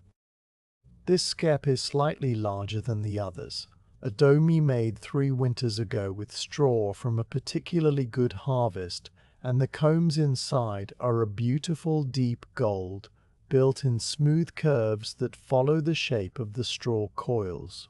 The brood pattern here is dense and even, a solid block of capped cells with very few gaps, and the honey stores are so heavy that you can see the combs bowing slightly under their own weight. You find the queen almost at once, a large and golden matriarch who moves with a stately slowness, and you watch her for a while simply because she is beautiful. The drones in this hive are numerous, their large eyes meeting yours as they crawl over the combs, and you note their presence without concern. When you seal this skep, the grass stems go in easily, and the whole dome settles back onto its stand with a solid, grounded feel. The sun has moved past its peak, and the noon bell is still some minutes away. You carry the brazier back to the shed and tip the smouldering punk into a stone dish, where it will burn out safely. Then you clean the hive tool with a rag and hang it on its hook. Your hands are sticky with propolis and dusted with pollen, and the scent of smoke and honey clings to your sleeves. You walk to the water bucket that stands by the shed door, a wooden pail filled with clean water from the spring, and you dip your hands in. The water is cool and dark, and you rub your fingers together to dissolve the sticky resin, watching the propolis roll into small brown balls that sink to the bottom. When your hands are clean, you splash a handful of water on your face and feel the coolness run down your neck and into the collar of your tunic. The noon bell rings out from the monastery chapel, its deep tone spreading across the garden in slow waves, and you stand with your wet hands resting on the rim of the bucket, letting the sound mark the end of the morning's work. The bees hum on, unchanged by the bell, and you turn back toward the garden gate, your feet slow on the warm gravel path, ready for a midday meal and a short rest before the afternoon. Summer arrives in the garden, not as a sudden change, but as a slow deepening of everything that spring began, a thickening of the light and the leaves and the sound of the bees, until the whole enclosure feels like a bowl filled to the brim with warmth and life. The days stretch out long and golden, the sun rising early over the eastern wall and lingering late into the evening, so that the stones hold their heat well past dusk and release it slowly through the night. The grass that was short and sparse in spring has grown tall and lush beneath the walnut tree, and you have scythed it once already, the sweet green smell of cut stems rising up as the blade swept through. Now the second growth is coming in, softer and thicker, with clover mixed among the blades, its tiny white and pink flower heads nodding when a breeze passes. The bees work the clover with steady determination, and you can see them returning to the skeps with pollen baskets, the color of pale rust, a shade that tells you the pasture beyond the wall is rich with bloom. The garden itself has transformed. The espaliered pear trees along the south wall have long since finished flowering, and the tiny fruits are swelling now, still hard and green, but visibly larger each week.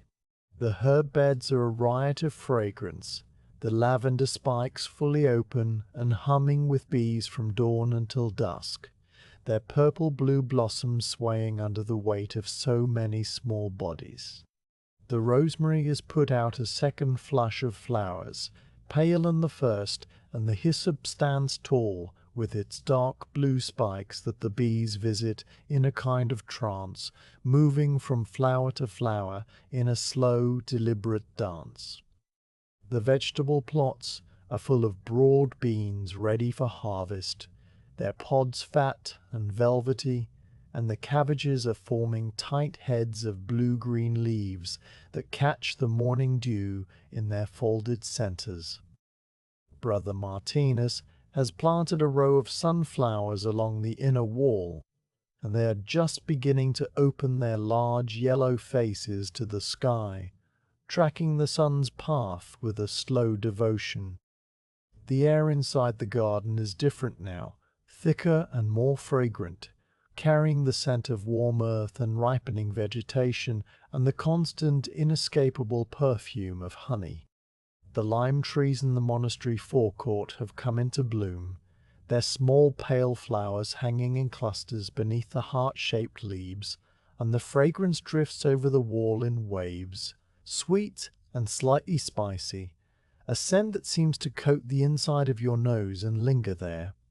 The bees have found the lime flowers and are working them with an almost frantic energy, streaming out of the skeps in the early morning and returning heavy with nectar.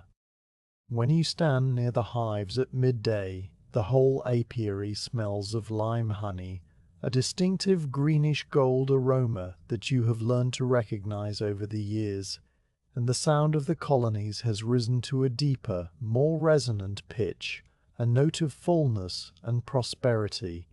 You spend these long summer days in a rhythm that has become as natural as breathing.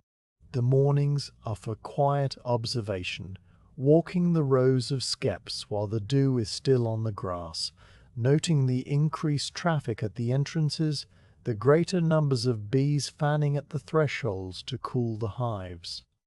The heat builds through the morning until the garden is a pocket of still, warm air, and by noon you retreat to the bench under the walnut tree, where the shade falls in dappled patterns that shift as the leaves move overhead. You sit there with a cup of water from the barrel, listening to the layered hum of the apiary, watching the bees come and go in their thousands. Sometimes you close your eyes and let the sound wash over you, a continuous drone that has no beginning and no end, a sound that seems to be the very voice of summer itself. The skeps are heavy now with honey and brood, the combs inside them built out to every available space. When you lift one carefully on a warm afternoon to check its weight, you feel the solid heft of it, the way the straw strains slightly under the load of wax and stores. The bees have been drawing in nectar from every source the season offers, from the clover in the pasture and the lime trees in the forecourt, from the bramble flowers in the hedgerows and the purple loosestrife along the stream. Each source adds its own note to the honey, a complex blend that will ripen over the coming weeks into the rich dark gold that you will harvest in autumn. The air inside the skeps, when you lift them just a crack, smells of warm wax and the green sharpness of fresh nectar, and the bees move over the combs in a dense carpet of small brown bodies, their wings shimmering in the dim light. One afternoon, a day like any other in the long sequence of summer days, you notice a change in the tone of the apiary. You are sitting on the bench, half drowsing in the heat, when the hum of the strongest colony begins to shift. It rises in pitch and volume, becoming more insistent, a deep, urgent buzz that cuts through the general drone like a new voice joining a chorus. You open your eyes and sit up, your attention drawn immediately to the skep at the end of the row. The bees at the entrance are moving differently, not in the steady two-way stream of normal foraging, but in a confused, excited swirl, many of them turning back and circling the landing board as if uncertain whether to leave or stay. The sound continues to build, and you recognize what is happening. The colony has decided to swarm, a natural division that comes when a hive has grown too populous for its home and must send out a part of itself to found a new colony. You rise from the bench without haste, walking calmly toward the hives. Swarming is not a crisis but a sign of health, and you have seen it many times before. As you approach, the first bees begin to pour from the entrance in a thick stream, not the orderly departure of foragers, but a rushing flood of bodies that darkens the air above the skep. They rise in a spiraling column, thousands of bees climbing upward on the warm afternoon air, their wings catching the sunlight so that the whole mass glitters like a living pillar of gold and brown. The sound is enormous, a roar that fills the garden and drowns out the gentler hum of the other colonies, and you can feel it in your chest, a vibration that presses against your ribs. You stand a few paces away, your hands at your sides, watching the bees rise and swirl with a quiet appreciation for the ancient instinct that drives them. The column of bees climbs higher for a moment, then begins to coalesce. You see a few bees circling near the walnut tree, and then more, and then the whole swirling mass begins to drift that way, a cloud of bees moving with a single purpose toward the low branch that stretches out over the apiary. The bees gather on the branch, alighting one by one and then in clusters, clinging to one another's legs and bodies until they form a dense brown mass that hangs from the wood like an inverted pine cone. The cluster is alive, its surface constantly shifting as bees on the outside crawl over their sisters to find a place in the interior, and the whole mass sways slightly with the movement of the branch. The sound has diminished now, settling into a low murmur, and the garden seems suddenly quiet after the roar of the swarm's departure. A few stray bees still circle in the air, but most have joined the cluster, and the skep from which they came is strangely still, its entrance nearly empty. You watch the cluster for a while, noting its size and its position. It hangs about the height of your chest, a convenient location that will make the capture straightforward. The swarm is large, a sign of a strong parent colony, and you feel a quiet satisfaction at the thought of settling these bees into a new home where they can thrive.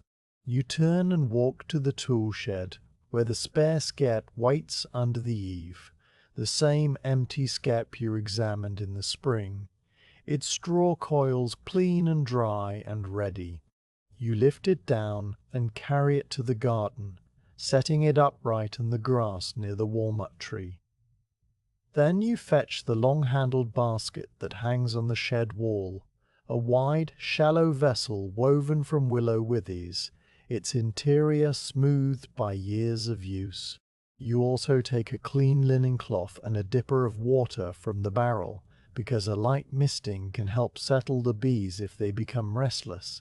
You approach the cluster slowly, moving with the same calm stillness you use when inspecting a hive. The bees on the surface of the cluster watch you with their large dark eyes, and a few lift their abdomens and fan their wings, releasing the scent of the queen and the homing pheromone that holds the swarm together. You position the basket beneath the cluster and take a firm grip on the branch above it. Then, with a single quick motion, you shake the branch downward. The cluster dislodges in a soft, heavy mass, falling into the basket with a sound like a handful of dried beans poured onto cloth. The bees tumble over one another, a living pile of dark bodies that immediately begins to crawl and reorganize, and you set the basket carefully on the grass. Now comes the part that requires patience. You upturn the empty skep and set it beside the basket, propping one edge up on a flat stone so that there is a gap at the base. Then you take the basket and gently invert it over the skep, giving it a sharp shake. The mass of bees falls again, this time into the dark hollow of the straw dome, and you can hear the soft thud of their bodies landing on the interior. You remove the basket and set it aside, then watch the entrance gap you have created. At first the bees are confused, crawling in all directions over the straw and the grass, but then a few begin to fan their wings at the entrance, releasing the scent that calls their sisters home. The bees on the outside start to orient toward the entrance, and slowly, almost imperceptibly, the movement changes direction. A thin line of bees begins to march into the skep, their small bodies flowing down through the gap like a stream of dark water. More and more join the procession, and the stream becomes a river, thousands of bees walking in single file toward the dark opening, their wings held still, their movements deliberate and calm. You kneel on the grass and watch the march, your eyes following the flowing line of bees as it shortens and thickens, the mass outside the skep dwindling as the interior fills. The sound of the swarm has settled into the same contented hum that you hear from the other colonies, a sign that the queen is inside and the bees have accepted the new home. A few scout bees are already circling the skep, memorizing its position relative to the walnut tree and the chapel gable and the garden wall, and you know that by tomorrow they will be foraging as if they had lived here all their lives.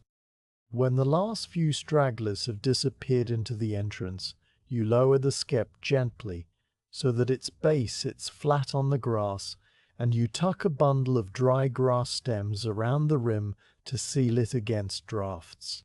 The afternoon is wearing on, the sun beginning its slow descent toward the western wall, and the garden is peaceful again. The swarm has been captured and housed, and the new colony is already settling into its straw home. You fetch a handful of fresh lemon balm leaves from the herb bed, crushing them slightly in your palm to release their sharp, clean scent, and you lay them on the crown of the new skep. This is a small tradition of yours, a gesture without practical purpose, a quiet welcome for the bees. The lemon balm leaves sit bright green against the pale straw for a moment, then you lift them away and scatter them on the grass. The bees do not notice, but you do, and the act completes the ritual of settlement. You carry the basket back to the shed and hang it on its hook. Then you walk the row of skeps to check on the parent colony. The skep from which the swarm issued is quieter now, its population reduced by half, but there are still bees coming and going, and the hum from inside has returned to a normal pitch. Somewhere in the dark interior, a new queen is emerging from her cell, or perhaps several are emerging and will fight until one remains, and in a few weeks the colony will be strong again, building new combs and raising new brood. You do not worry about this, because you know the bees understand their own affairs far better than you ever could. The evening comes slowly, the light turning from gold to amber, the shadows stretching out long across the garden. You sit on the bench and watch the new skep, its straw dome glowing in the low sun, and you listen to the hum that now rises from 13 hives instead of 12. The sound is a little fuller, a little richer, a new thread woven into the fabric of the apiary's music. The monastery bell rings for vespers, and the monks file into the chapel, their plainsong drifting through the cloister window and mingling with the hum of the bees. You stay on the bench until the light fades and the first stars appear. Then you walk slowly to the gate, your footsteps quiet on the warm gravel. The new colony is resting, and so will you. You settle onto the bench beneath the walnut tree, the same bench of silvery weathered oak that has held your weight through countless afternoons, and you close your eyes. The decision to close them is not a conscious one, so much as a natural yielding to the warmth of the day and the deep familiarity of this spot, and as your lids drop shut, the world does not disappear, but transforms into something made entirely of sound. At first there is only the bee hum, the great constant drone that rises from the row of skeps and fills the enclosure like water filling a basin, a sound so continuous and so pervasive that it seems to exist not in the air but inside your own head. It has no single source that you can pinpoint, no individual buzz that stands out from the whole. It is a soft roar made of thousands upon thousands of wing beats layered so thickly that the layers merge into a single fabric, a broad band of vibration that hovers at the very edge of music. As you let yourself sink deeper into the bench, The wooden slats pressing their familiar pattern against your back, you begin to separate the threads within the great drone. The bees in the nearest skep, the one by the path, are producing a hum pitched slightly lower than the rest, a warm brown note that you can feel in your molars, while the colony at the far end of the row adds a thinner, brighter tone that cuts through like a single ray of light in dusty air. Between these two extremes, the other skeps contribute their own frequencies, some steady, some pulsing in tiny waves, and the combined effect is a chord that never resolves because it never needs to, a sound that has been playing since the day the first bees arrived in this garden, and will play until the last skep falls to dust. You can also hear the occasional sharpening of the pitch when a cloud passes over the sun, and the bees, sensitive to the change in light, adjust their wing beats for a few moments before settling back into the deeper note. Beneath this drone, like a lower voice in a choir, you become aware of the dry rustle of straw. A light breeze stirs the garden, just enough to lift the edges of the walnut leaves and to brush across the domed tops of the skeps, and as it does so, the straw coils whisper against one another with a papery, crackling sound, the sound of hollow stalks shifting minutely in their bindings. It is a sound that rises and falls with the breeze, now here, now gone, and each time it returns it seems to carry the faint scent of dry grain and the memory of the harvest field where the rye was cut. A loose strand of bramble stitching on one of the older skeps taps lightly against the straw in the wind, a tiny irregular rhythm like a finger brushing the surface of a drum, and you notice it as you would notice a familiar knock at the door. The garden is never truly silent, even when the breeze dies and the bees settle into their lowest hum. The blackbird that nests in the espalier pear tree on the south wall begins to sing, and its song cuts through the drone like a clear stream through still water. The notes are separate and distinct, each one a small liquid pearl that hangs in the air for a moment before the next one follows, and the melody has a logic of its own that you have never tried to understand, a series of phrases that repeat and vary in patterns too subtle to track. The blackbird sings for a long stretch, then pauses, and in the silence that follows you can hear the soft cooing of wood pigeons from the cloister roof beyond the inner wall, a low and repetitive sound that seems to come from the stones themselves. The pigeons call to one another in a round, 3 notes descending, then a pause, then 3 notes again, and the sound is so regular that it becomes part of the background almost at once, a gentle punctuation that measures the afternoon without urgency. Somewhere in the vegetable beds, a monk is working. You can hear the chink of a hoe blade against a stone, a metallic sound that rings out once and then is swallowed by the hum of the bees. The monk, probably Brother Martinus, clears the soil around the cabbages with slow, patient strokes, and the sound of the hoe is uneven, a scrape, and then a tap, and then a longer scrape, as he pulls the blade through the earth. Between the strokes, you can hear the soft crunch of his footsteps on the gravel path, the sound of leather soles grinding the small stones into the dirt, and then the rustle of his dark habit as he bends to pull a weed. The sounds of his work are so familiar that you can picture exactly where he is in the garden without opening your eyes. Now he is near the broad beans. Now he has neared the broad beans. Now he has moved to the herb beds, and the change in the sound is marked by the different resistance of the soil under his blade. The lighter, sandier crunch near the rosemary, the deeper, richer sound near the compost. Beyond the garden walls, the monastery carries on its own quiet life, and the sounds of it drift to you in fragments that are all the more precious for their faintness. A door opens and closes somewhere in the cloister, the heavy oak, making a low thud that vibrates through the stonework and reaches you as a soft tremor in the bench. A bucket is lowered into the well, the rope creaking on the windlass in a series of small, rhythmic squeaks, and then the splash of water far below that sends a hollow echo up the shaft.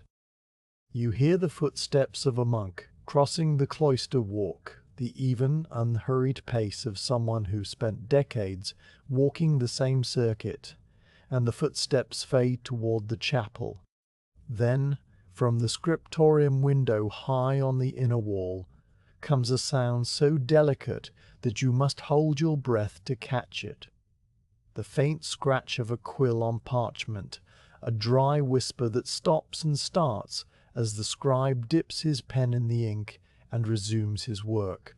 You have heard this sound only a handful of times in your life, and each time it has struck you as impossibly fine, a sound that belongs to a world of pure concentration, where every movement is small and precise. The bells of the monastery mark the hours, and because your eyes are closed you do not count them, but simply let them arrive and depart like waves on a shore. The bell for sext rings out with its familiar middle tone, not as deep as the great bell for matins, nor as high as the little bell for prime, and the sound spreads over the garden in a slow wash that seems to press the air outward and then release it. You listen as the note decays, the vibrations lingering in the stones of the wall and in the hollow of your own chest, and when the last trace of it is gone, the bee hum seems louder, as if the silence after the bell has amplified it. Later, the bell for none will ring, and you will hear it with the same passive attention, letting it come and go without marking the interval between, content to exist in a time measured only by the changing light behind your eyelids. The cloud shadows that pass over the garden bring small changes in the soundscape, and you learn to track the clouds by the way the bees respond. When a large cloud crosses the sun, the light behind your closed lids dims from warm orange to cool grey, and the temperature drops by a fraction. In that moment, the bee hum recedes slightly, the pitch dropping and the volume thinning as the foragers pause at the entrances and the fanning bees slow their wings. You can hear individual bees buzzing now, a few isolated notes that were previously buried in the mass, and the rustle of the straw becomes more prominent in the relative quiet. Then the cloud passes, the warmth returns, and the hum builds back to its full density, the individual voices merging once more into the great drone. The cycle repeats many times over the course of the afternoon, a slow breathing of sound that mirrors the breathing of the sky. As you sit with your eyes closed and your hands resting loosely on your thighs, you become aware of the sound of your own body, the small internal noises that you usually ignore. Your breathing is slow and even, the air passing in and out of your nose with a soft whisper that rises and falls in time with the rise and fall of your chest. When you swallow, there is a small click in your throat, and the sound seems very loud for a moment before it is reabsorbed by the hum of the bees. You can hear your heartbeat if you listen very carefully, a low thud that you feel more in your temples than you hear with your ears, a steady rhythm that has been going since before you can remember and will continue until you cannot remember anything at all. The fabric of your tunic rustles against the wooden bench when you shift your weight even slightly, a soft brushing sound like the wing of a moth against a window, and you notice the different textures of the sound depending on how you move. The sharper scrape of the wool against the grain of the wood, the smoother slide when you settle back into stillness. The bench itself has its own small voice, a subtle creak that it makes when the walnut tree above you sways in the breeze and the roots shift in the deep soil. The sound is barely audible, more a feeling than a noise, but if you press your spine against the backrest, you can sense the slight vibration that travels up through the wood, a low-frequency hum that is not the bees but the tree and the bench and the earth all speaking together in a language too deep for ears. A beetle crawls across the arm of the bench near your elbow, and you hear the tiny scratch of its legs, the faintest tick-tick that moves from left to right and then vanishes as it takes flight. The afternoon wears on, and the sound of the garden shifts with the changing angle of the sun. The blackbird has fallen silent now, perhaps retreated to its nest in the pear tree, and the wood pigeons have ceased their calling. In their place, a wren has begun to sing from the woodpile near the shed, a surprisingly loud burst of notes for such a small bird, a series of trills and rattles that sound like water bubbling through a narrow pipe. The monk has finished his work in the vegetable beds. You heard the hoe being set against the wall, and the footsteps retreating toward the cloister door, and now that corner of the garden is quiet except for the rustle of bean leaves in the breeze. The absence of the hoe's chink leaves a gap in the soundscape, a small emptiness that the bees quickly fill with their own steady drone. From the outer fields beyond the wall, the sounds of the wider world reach you in softened forms. A shepherd calls to his dog somewhere on the far pasture, a long, low whistle that carries on the still air, and the dog barks once in reply, a sharp sound that bounces off the stones and is gone.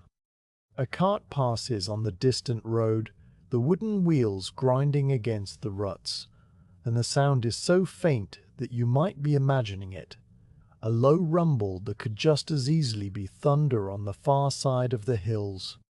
The wind itself has a voice that changes depending on which direction it blows. When it comes from the south, it carries the faint roar of the forest, a sound like a distant sea.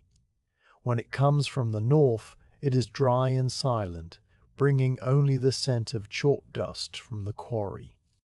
You lose track of time in this world of sound, and that is precisely the point. There is nothing urgent to attend to, no task that cannot wait until you open your eyes, and the simple act of listening has become a form of rest more complete than sleep. The bee hum continues its endless drone, the breeze comes and goes, the bells ring and fade, and you are a part of it all, without needing to do anything, without needing even to be awake in the usual sense. The border between yourself and the garden has grown thin, your breathing blending with the rustle of the leaves, your heartbeat keeping time with the pulse of the hives, and you could stay here forever, suspended in the warm amber of the afternoon, while the sun slides slowly down the western sky and the shadows of the Skeps stretch out longer and longer across the grass. When at last you shift on the bench, and the fabric of your sleeve scrapes against the wood, the sound is a gentle reminder that you still have a body, still have a place in the world, and that when you are ready you will open your eyes and return to it. But not yet, not quite yet. The light has changed. You notice it the moment you step through the garden gate on a morning that still carries a chill in its pockets, the sun now rising later and climbing a lower arc across the southern sky, so that the shadows it casts are longer and leaner, stretching from the base of the walnut tree all the way across the grass to touch the western wall. The quality of the light has shifted too, from the white gold of high summer to a deeper, mellower gold that seems to have substance, as if you could cup it in your hands and feel its weight. The air smells different as well, drier and sharper, carrying the faint tang of wood smoke from the monastery kitchens where the ovens are lit earlier each morning, and the scent of the garden itself has turned from the green freshness of growth to the riper, earthier smell of maturity and slow decline. A few leaves on the walnut tree have begun to yellow at the edges, and the grass under the skeps is crisp with the first light frost that melts as soon as the sun touches it, leaving the blades wet and dark. The bees feel the change as keenly as you do. Their activity has slowed from the frantic pace of summer to a more measured rhythm, and they emerge from the entrances later in the day, waiting until the sun has warmed the straw domes and the chill has burned off the grass. You stand by the row of skeps on this particular morning, your breath a faint mist in the air, and you watch the foragers launch themselves into the cool light. They fly with a different purpose now, not the urgent darting of the nectar flow, but a steady, deliberate flight toward the ivy that blooms on the monastery's outer wall, the last great source of forage before winter closes in. The pollen they bring back is a dull greenish yellow, and the nectar they carry will make a honey that is dark and strong, almost medicinal, good for the colony's winter stores. The harvest season has arrived. You have been watching the skeps for weeks, noting which colonies built out the most comb over the summer, which ones filled those combs with honey that has now been capped with white wax, the sign that it is ripe and ready. The strongest colony, the one at the end of the row, has built more comb than the bees will need for their own winter survival, and today you will take the surplus. The decision is not made lightly. You have calculated the stalls by lifting each skep to gauge its weight, by tilting them just enough to peer at the outer combs, and by counting the bees that fly each day. You know that a colony needs a certain amount of honey to survive the cold months, and you will leave them that amount and more, taking only what they can spare. The bees do not know this, but you do, and the knowledge is a quiet responsibility that sits in your chest like a stone. You walk to the tool shed and gather what you will need. The curved hive knife is already sharp, its blade oiled and clean, and you take it from its hook along with the honey squeezer, a carved wooden trough with a heavy press that fits into it, the wood dark and smooth from years of use. You take a large pottery jar with a wide mouth and a fitted cork stopper, and you take a stack of clean linen cloths, each one washed and dried in the sun until they smell of nothing but clean air. You also take the smoker brazier, though you will use it sparingly, because the bees are calmer in the cool autumn air, and the small brush of goose feathers for gently sweeping bees from the combs. Everything goes into a basket, and you carry the basket to the apiary, setting it down on the grass beside the chosen skep. The morning is still cool, and you decide to begin at midday when the sun has warmed the hive and the foragers are out in the fields, reducing the number of bees you will disturb. You spend the intervening hours in quiet tasks, trimming the dead flower stalks from the lavender bushes, raking the fallen walnut leaves into a pile near the compost, checking the seal on the water barrel. The bees come and go, and the sun climbs, and when it reaches the point where the shadow of the walnut tree falls directly to the north, you return to the skep with your tools. You kneel on the grass, which is now dry and warm beneath your knees, and you light a small handful of punk in the brazier. The smoke rises in a thin white thread, and you direct it gently toward the entrance, watching the bees retreat inward. You work the nozzle under the rim and give a few soft puffs, then set the brazier aside. The hum from inside settles into a lower register, and you place your hands on the sides of the skep, feeling the familiar vibration and the surprising weight of it, so much heavier than it was in spring. You tilt the skep backward, breaking the propolis seal with a sound like tearing cloth, and then you lift it carefully, tipping it onto its side so that the interior is exposed to the light. The sight of the combs takes your breath, as it always does, that the sensation is not one of surprise but of deep recognition. The wax has darkened since your summer inspection, the new white combs now a pale amber, and the older ones a rich, translucent brown, and every cell that is not filled with brood is packed with honey, the cappings forming a pattern of tiny white seals that cover the comb face like a dusting of snow. The weight of the honey bows the combs outward in gentle curves, and the scent that rises from the open hive is so thick and sweet that it seems to coat your throat, a warm golden smell that carries notes of lime blossom and clover, and the faint resinous tang of propolis. A few bees crawl over the exposed combs, their bodies moving slowly in the cool air, and you brush them aside with the goose feather, sweeping them gently back toward the brood nest. You take the curved knife and examine the upper portion of the skep, where the purest honeycombs hang.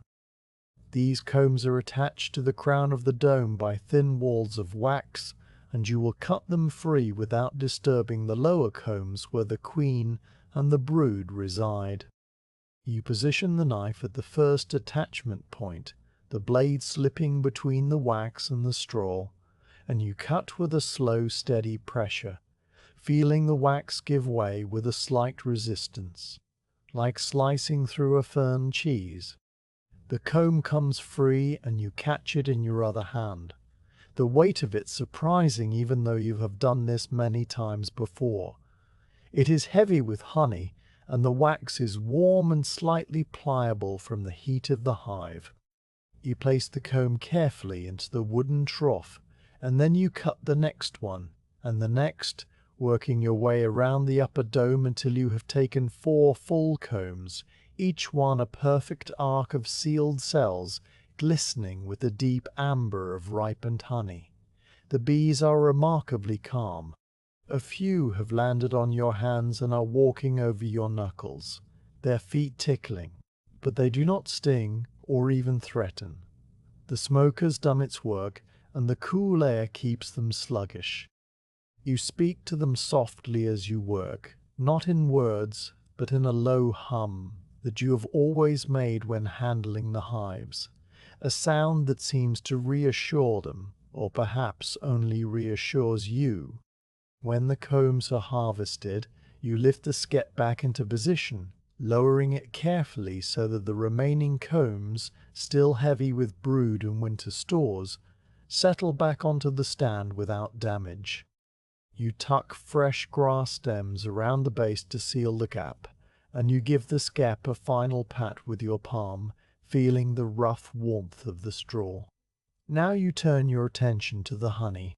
You carry the wooden trough to the bench under the walnut tree, where the light is dappled but still warm, and you set it down. The combs line the trough, their cut edges oozing honey that pools in the bottom in a thick, golden puddle. You take the honey squeezer, the heavy wooden press that fits into the trough, and you begin to crush the combs. The first pressure is light, just enough to break the wax cells, and the honey flows out in a rush, a stream of liquid amber that cascades over the wood and collects in the deeper end of the trough.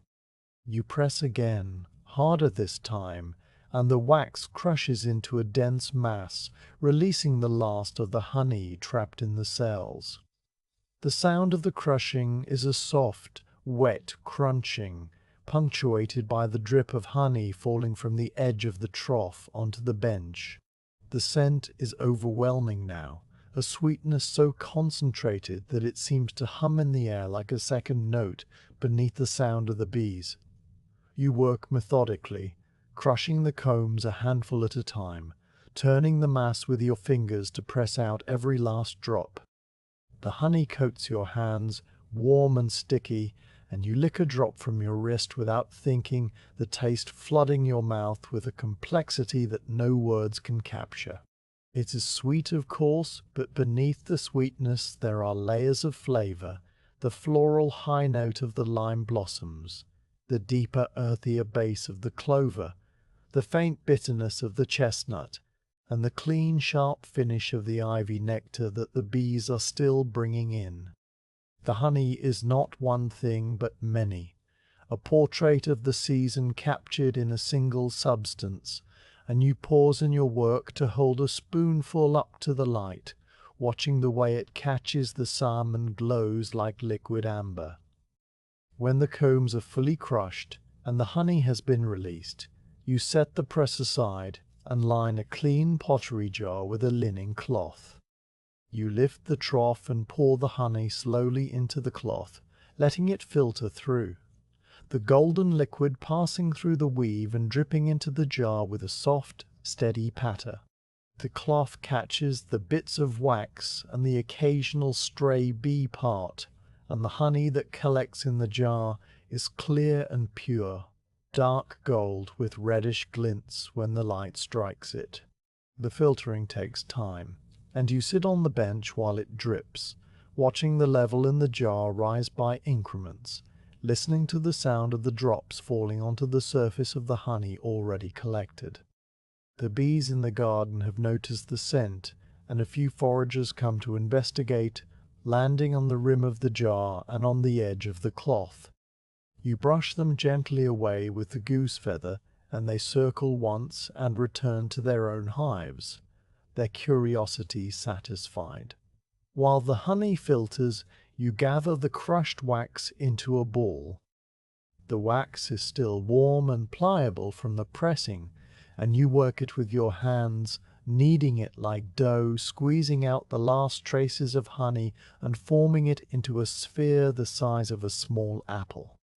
The wax is a pale golden brown, darker where the old brood comb was mixed in, and it smells sweet and clean, a scent that will linger on your hands for days. You will take this wax to Brother Thomas, the monk who works in the candle workshop, and he will melt it down and dip wicks into it to make tall candles for the altar. The wax from your bees has lit the monastery chapel for years, and the thought of that connection, the beeswax rising in smoke and light during the night offices, is a quiet satisfaction that you carry with you. When the honey has finished dripping and the jar is full, you lift the cloth and squeeze the remaining wax to extract the last drops, then set the cloth aside to be washed. You fit the cork stopper into the neck of the jar and press it down firmly, sealing the honey inside. The jar is heavy, heavier than you expected, and you hold it up to the light one more time, admiring the color and the clarity. Then you carry it across the garden toward the monastery kitchen, your footsteps slow on the gravel path because you do not want to stumble and spill a single drop of the precious liquid. The kitchen door is a low arch in the inner wall, and you knock softly before entering. The kitchen is warm and dim, filled with the smell of baking bread and the crackle of the hearth fire, and the cook, a round-faced brother with flour on his hands, takes the jar from you with a nod of thanks. He will use the honey for the monastery's bread and for the medicinal syrups in the infirmary, and a small pot of it will find its way back to your cottage for your own table. You leave the kitchen and step back into the garden, and as you do, the compline bell begins to toll from the chapel tower. The notes are low and slow, marking the end of the day and the beginning of the great silence that will last until prime tomorrow. The sun is now just above the western wall, its light a deep, fiery orange that sets the straw domes glowing and turns the remaining leaves on the walnut tree into flakes of gold. You walk back to the apiary and stand by the harvested skep, listening to the bees inside settling down for the night. their hum lower and softer now, a sound of contentment and safety. The garden is quiet, the birds have gone to roost, and the air is cool against your cheeks. You have taken the surplus, left the bees their due, and the balance of the season has been maintained. You turn and walk toward the gate, your hands still smelling of honey and wax, and the compline bell rings on, its notes spreading out over the darkening garden like a blanket laid gently over the world. The days grow short now, and the light that was once so generous lingers only for a few pale hours before retreating behind the western wall and leaving the garden in a blue-grey dusk that seems to rise from the earth itself. You feel the change in your bones when you wake, the cold that seeps through the cottage walls and makes the floorboards creak under your feet as if they too are stiff with the chill. You dress in heavier layers now, an extra undertunic of coarse linen beneath the woolen outer garment, and you wrap a long strip of woven cloth around your neck, tucking the ends into your belt. Your hat stays on its peg more often, replaced by a felt cap that covers your ears, though you still carry the wide brim and veil to the garden each morning because the low autumn sun can be sharp when it breaks through the clouds. The walk to the garden gate is shorter now in a sense, because you take it more briskly to drive the cold from your legs, yet the ground underfoot has changed in ways that make you slow your pace and look down. The path is covered with fallen leaves from the walnut tree, a carpet of yellow and brown that rustles and slides beneath your shoes, and the earth beneath the leaves is damp and giving, holding the imprint of your passage. The moss on the wall has turned a deeper green, plumped by the autumn rains, and the lichen that was pale and crisp in summer has softened into patches of sage and grey. The air smells of whetstone and rotting leaves, and the distant smoke of the monastery's first fires of the day, a complex scent that speaks of the year's turning. Inside the garden, the transformation is nearly complete. The walnut tree stands half bare, its remaining leaves a pale gold that shivers in the lightest breeze and drops in slow spirals onto the skeps and the grass. The herb beds have been cut back, the lavender trimmed to neat grey mounds, the rosemary pruned and tied with twine to protect it from winter gales, the hyssop and rue reduced to small woody stumps that will sleep until spring. The vegetable plots are empty now except for a few rows of hardy cabbages and the dark green tops of parsnips that Brother Martinus will leave in the ground until the first hard frost sweetens their flesh. The whole garden has a tidied, settled look, as if it has drawn a deep breath and is preparing to hold it for a long time. Your work in these late autumn days is a series of small repeated tasks that together form the ritual of putting the apiary to bed for the winter. The most pressing of these is the clearing of fallen leaves from around the skep stands, because leaves trapped against the straw can hold dampness and encourage rot. You fetch the rake from the shed, its wooden tines worn smooth and slightly curved from years of pulling through grass and gravel, and you begin at the end of the row, drawing the leaves away from the stands in long, even strokes. The leaves are wet and heavy, clinging together in mats, and the rake makes a soft shushing sound as it moves through them. You work slowly, methodically, piling the leaves into a heap that you will later carry to the compost. The bees pay little attention to your work.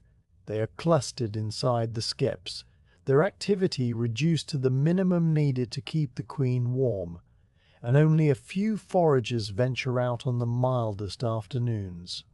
After the leaves are cleared, you turn your attention to the insulation of the skeps themselves. Winter is coming, and the straw domes, though thick and tightly coiled, need extra protection against the hard frosts that will come in the dark months. You have stored a large bundle of dried bracken, cut from the forest edge in late summer and left to cure under the shed roof until it was crisp and brown. You fetch an armful of this bracken, feeling the dry fronds crinkle in your grip, and you carry it to the first skep. The process of insulation is simple and repetitive. You take handfuls of bracken and tuck them around the base of the skep, building up a thick collar that rises halfway up the dome, and then you tie the bracken in place with lengths of hemp twine, wrapping the twine around the skep in a loose spiral that holds everything snug without compressing the straw. The bracken has a sharp, clean smell like dry hay, but wilder, and the fronds rustle against each other as you work them into place. You circle the skep on your knees, tucking and patting and tying, and when you are done the skep looks like a small thatched cottage, its golden straw peeking out above a skirt of brown fern. You repeat this for each of the 13 skeps, working your way down the row with a patience that has become second nature. The work is not hard, but it is careful, and your hands grow rough and red from handling the dry bracken and the coarse twine. By the time you reach the last skep, the one that held the swarm and is now the youngest colony, the morning has advanced into afternoon, and the pale sun has broken through the clouds to cast a thin, watery light over the garden. You tie the last knot on the last skep and sit back on your heels, surveying the row of insulated domes, each one wrapped and ready.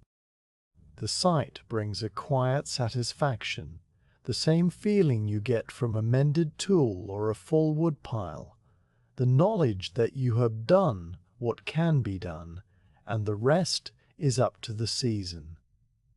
There is always more to do, however. You rise and stretch your back, which has grown stiff from kneeling, and you walk to the shed to collect the mallet in a wooden peg. One of the stands beneath the insulated skeps has developed a crack, a split in the plank that has widened over the summer, and if left unrepaired it will let the damp in, and eventually fail under the weight of the hive. The stand is the third from the end, supporting a middling colony that has always been unremarkable but steady, and you kneel beside it to examine the damage. The crack runs along the grain of the wood, a dark line that opens when you press on the board, and you can see the grey weathering where water has seeped in. The repair is simple. You take the wooden peg, a tapered cylinder of oak that you whittled yourself on a winter evening, and you align it with a hole you have drilled through the board on either side of the crack. Then, with the mallet, you tap the peg into place. The mallet is a heavy wooden head on a short handle, and the sound it makes is a soft, rhythmic punctuation that carries through the still air. A tap and then a pause, a tap and then a pause, as the peg sinks deeper and draws the split wood together. When the peg is flush and the crack is closed, you run your thumb over the join and feel the smooth, tight fit of the repair. The mallet goes back on its hook, and you turn your attention to the tools that have served you through the year.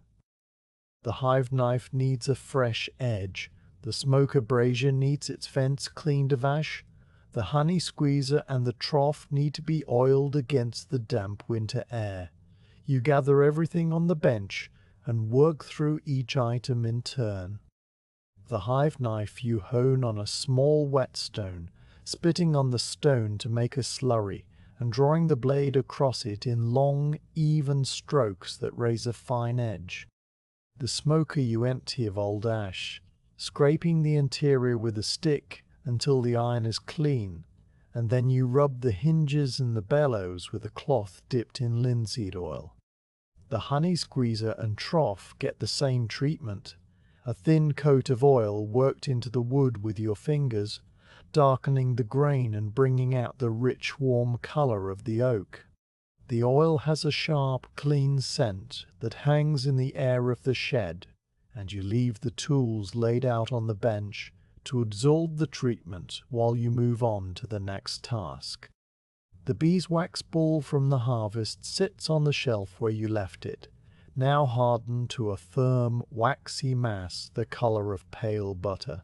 You pick it up and weigh it in your palm, feeling its density, and then you tuck it into a small linen bag and carry it out of the garden and through the cloister door. The cloister is a square of covered walkway surrounding a central garth where a single yew tree grows, its dark green needles casting a permanent shade. The stones are worn smooth by centuries of monastic feet, and your own soft shoes make no sound as you walk the circuit to the candle workshop. The workshop is a small room off the cloister, its door standing open to let out the smell of hot wax and burning wick. Brother Thomas is inside, a man of middle years with a calm face and hands that are always slightly greasy from the wax. He looks up when you enter and nods, and you hand him the linen bag without needing to speak. He opens it and takes out the wax ball, turning it over in his fingers, and a small smile crosses his face. The wax is good, clean and golden, and he will melt it in a double pot over a low fire, then dip the long wicks repeatedly into the molten liquid, building up layer after layer until the candles are thick and straight and ready for the altar. You watch him for a moment as he sets the wax aside and returns to his work, the steady rhythm of dipping and cooling, and the scent of beeswax fills the small room and follows you out into the cloister when you leave. Back in the garden, the afternoon is waning. The light has taken on the grey cast of late autumn, and the air is still and cold. You walk the row of skeps one more time, checking each insulated dome, pressing your ear against the straw of a few, to hear the low hum inside, a sound that is fainter now than in summer, but still present, a thread of life running through the cold. The bees are flying only during the warmest hour of the afternoon now, and you see a few foragers returning from the ivy on the outer wall, their bodies dark against the pale sky. The ivy nectar is their last harvest, and they will store it in cells near the cluster, where it will sustain them through the months of darkness. You watch them land and disappear into the entrances, and you feel a kinship with them, a shared sense of preparation and waiting. As the light begins to fail, you scatter a few handfuls of dried mint around the bases of the skeps. The mint is from the garden, cut and dried in the shed last month, and its leaves crumble to a coarse powder in your fingers, releasing a sharp, clean scent that rises up around you. You believe that the mint helps the bees stay healthy through the cold, though you could not explain why.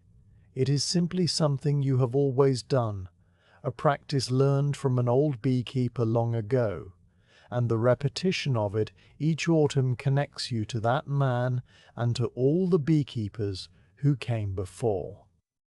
The scent of the mint mingles with the smell of the bracken and the damp earth, and for a moment the whole garden smells like a healing poultice, clean and green and restorative. Finally, you check the entrances of each skep for signs of mouse intrusion. Mice seek the warmth of the hives in winter and will nest in the straw if they can find a gap large enough to squeeze through, causing havoc among the clustered bees. You have prepared small twig gratings, bundles of thin birch twigs cut to length and tied with cord, and you press one into the entrance of each skep, leaving just enough space for the bees to pass, but not enough for a mouse.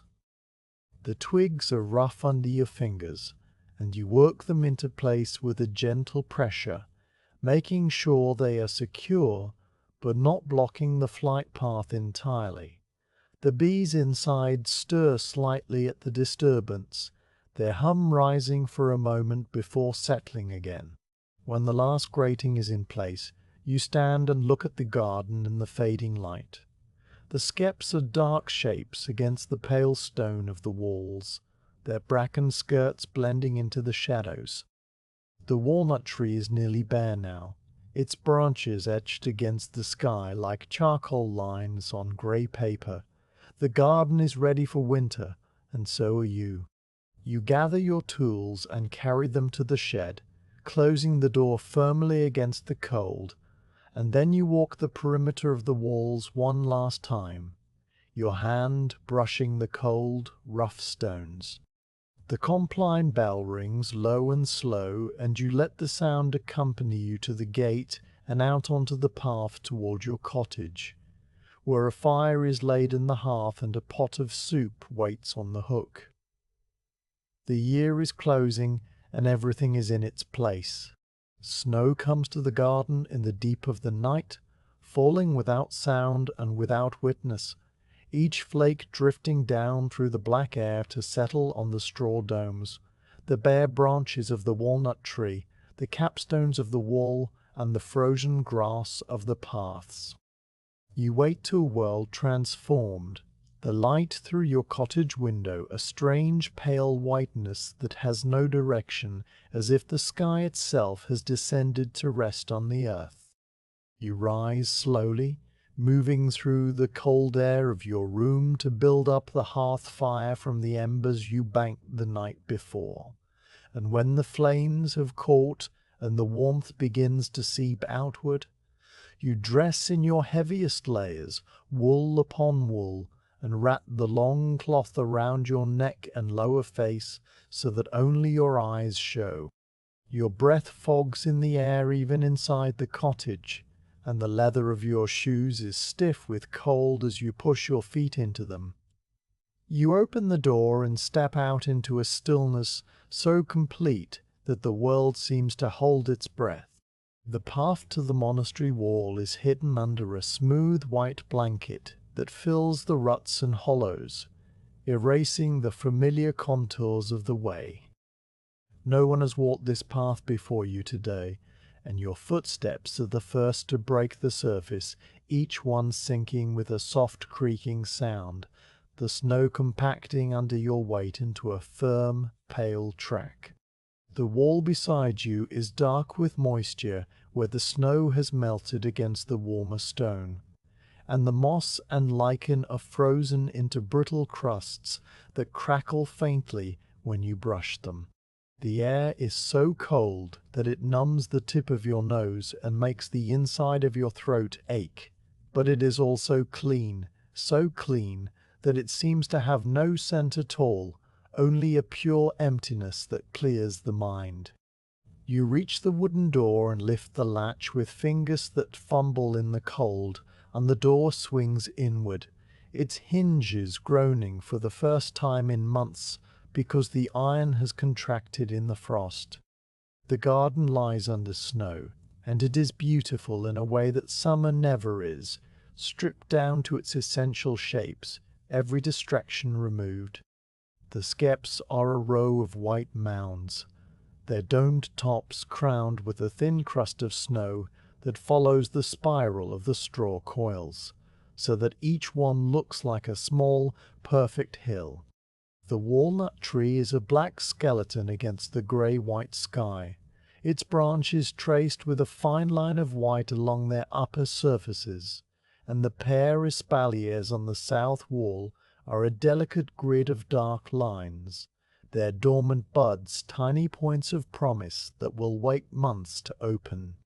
The herb beds are gone entirely, buried under a smooth drift that covers the trimmed stumps of lavender and rosemary, and the vegetable plots are a featureless white expanse marked only by the faint ridges where the rows of cabbages still stand, their outer leaves frozen and translucent. The water barrel has a skin of ice across its surface, and the lead pipe drips no longer, sealed by the cold. You make your way across the garden, your footsteps sinking into the snow, the only sound the soft crunch-crunch of your passage and the distant muffled clang of the monastery bell ringing for Terci somewhere beyond the inner wall. The bell sounds different in the snow, its tone flattened and shortened, as if the white blanket absorbs the resonance and sends it back smaller. You reach the row of skeps and stand still, listening. At first the garden seems silent, a silence so deep that you can hear your own pulse in your ears.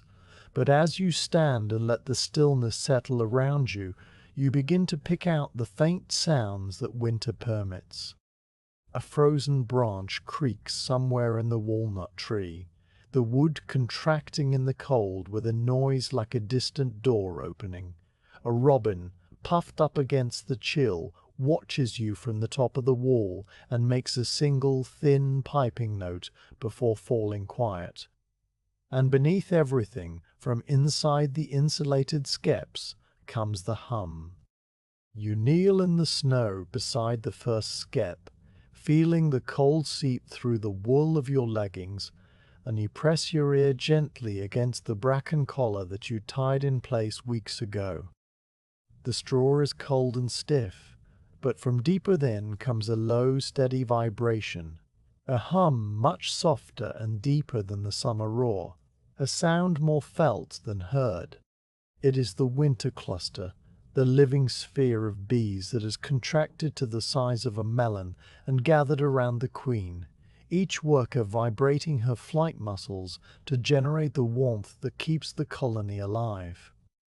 The hum rises and falls in tiny waves as the bees on the outside of the cluster trade places with those on the inside, a slow, constant rotation that ensures no bee freezes. You close your eyes and listen to this sound, the sound of survival in the dark, and it fills you with a quiet reassurance that is as warm as the sound itself.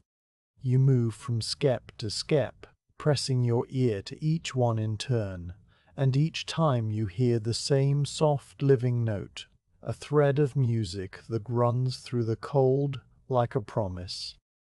At the smallest skep, the one that housed the late swarm and has always been more fragile than the others, you linger longer. The hum from inside is fainter, thinner, but it is there, and you feel a swell of relief each time you confirm it. You check the entrance of this skep first, pulling off a mitten with your teeth so that you can use a bare finger to clear the tiny opening. The twig grating is in place, but a few dead bees have collected behind it, their small bodies brittle and light as dried leaves, and you gently work them out with the tip of the twig. The entrance must be kept clear so that air can circulate, and the bees can take cleansing flights on the rare mild days when the temperature rises just enough.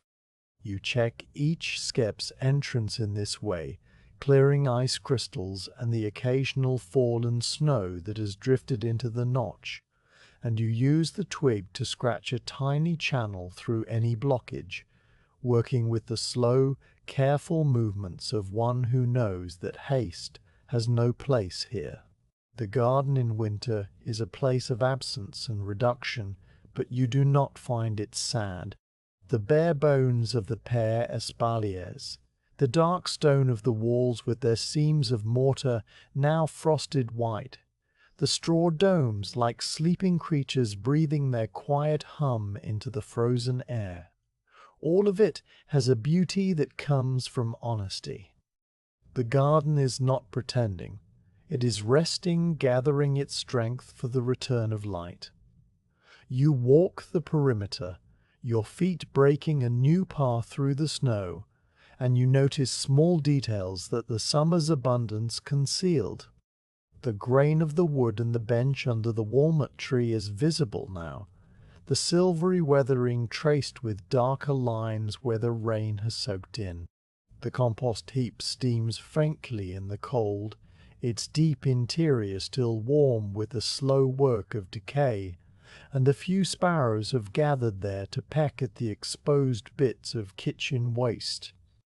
The stone basin is a solid block of ice, and you make a mental note to bring a bucket of water from the well tomorrow, because the bees will need to drink on the next mild day.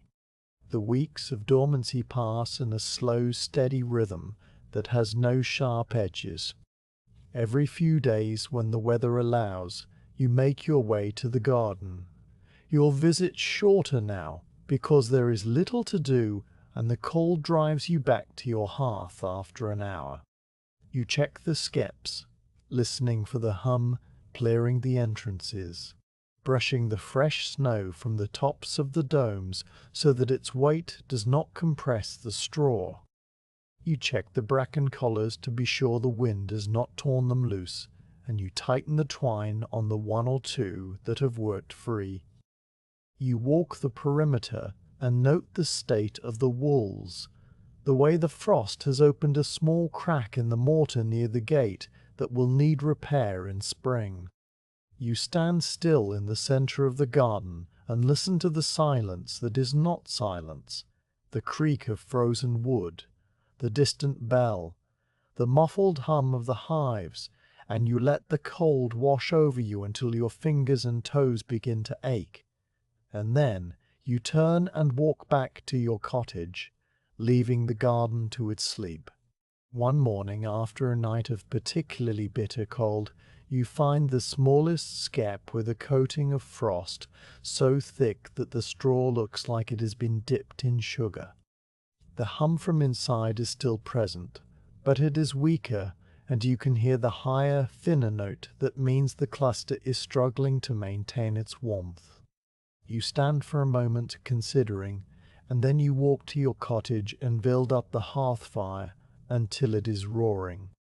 You take a smooth, flat stone from the edge of the hearth, a stone you have used for this purpose before, and you heat it carefully, wrapping it in several layers of heavy cloth so that it will not scorch the bees.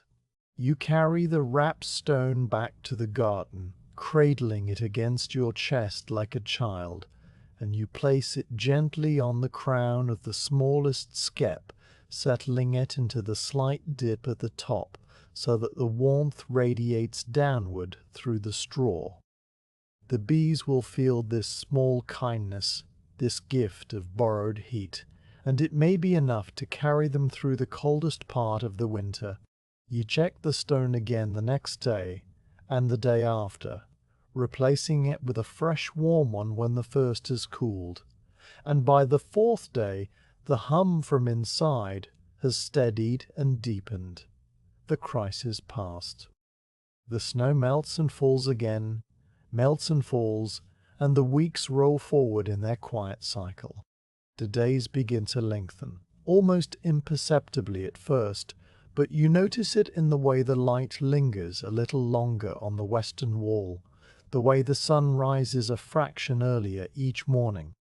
The garden remains dormant, but under the snow the roots of the plants are alive, waiting, and the bees in their dark domes are beginning to stir more often, the cluster loosening on the milder days so that the workers can reach the honey stores and the queen can lay a few early cells of brood. You kneel by the Skeps on a day when the temperature has risen just above freezing, and you can hear the hum strengthening, taking on a new quality, a sharper edge that speaks of the season's turn. The earth is still frozen hard, and the snow may fall again before spring truly arrives, but the direction has changed, and you can feel it in your own body, a loosening in your chest, an impulse to lift your face to the pale sun.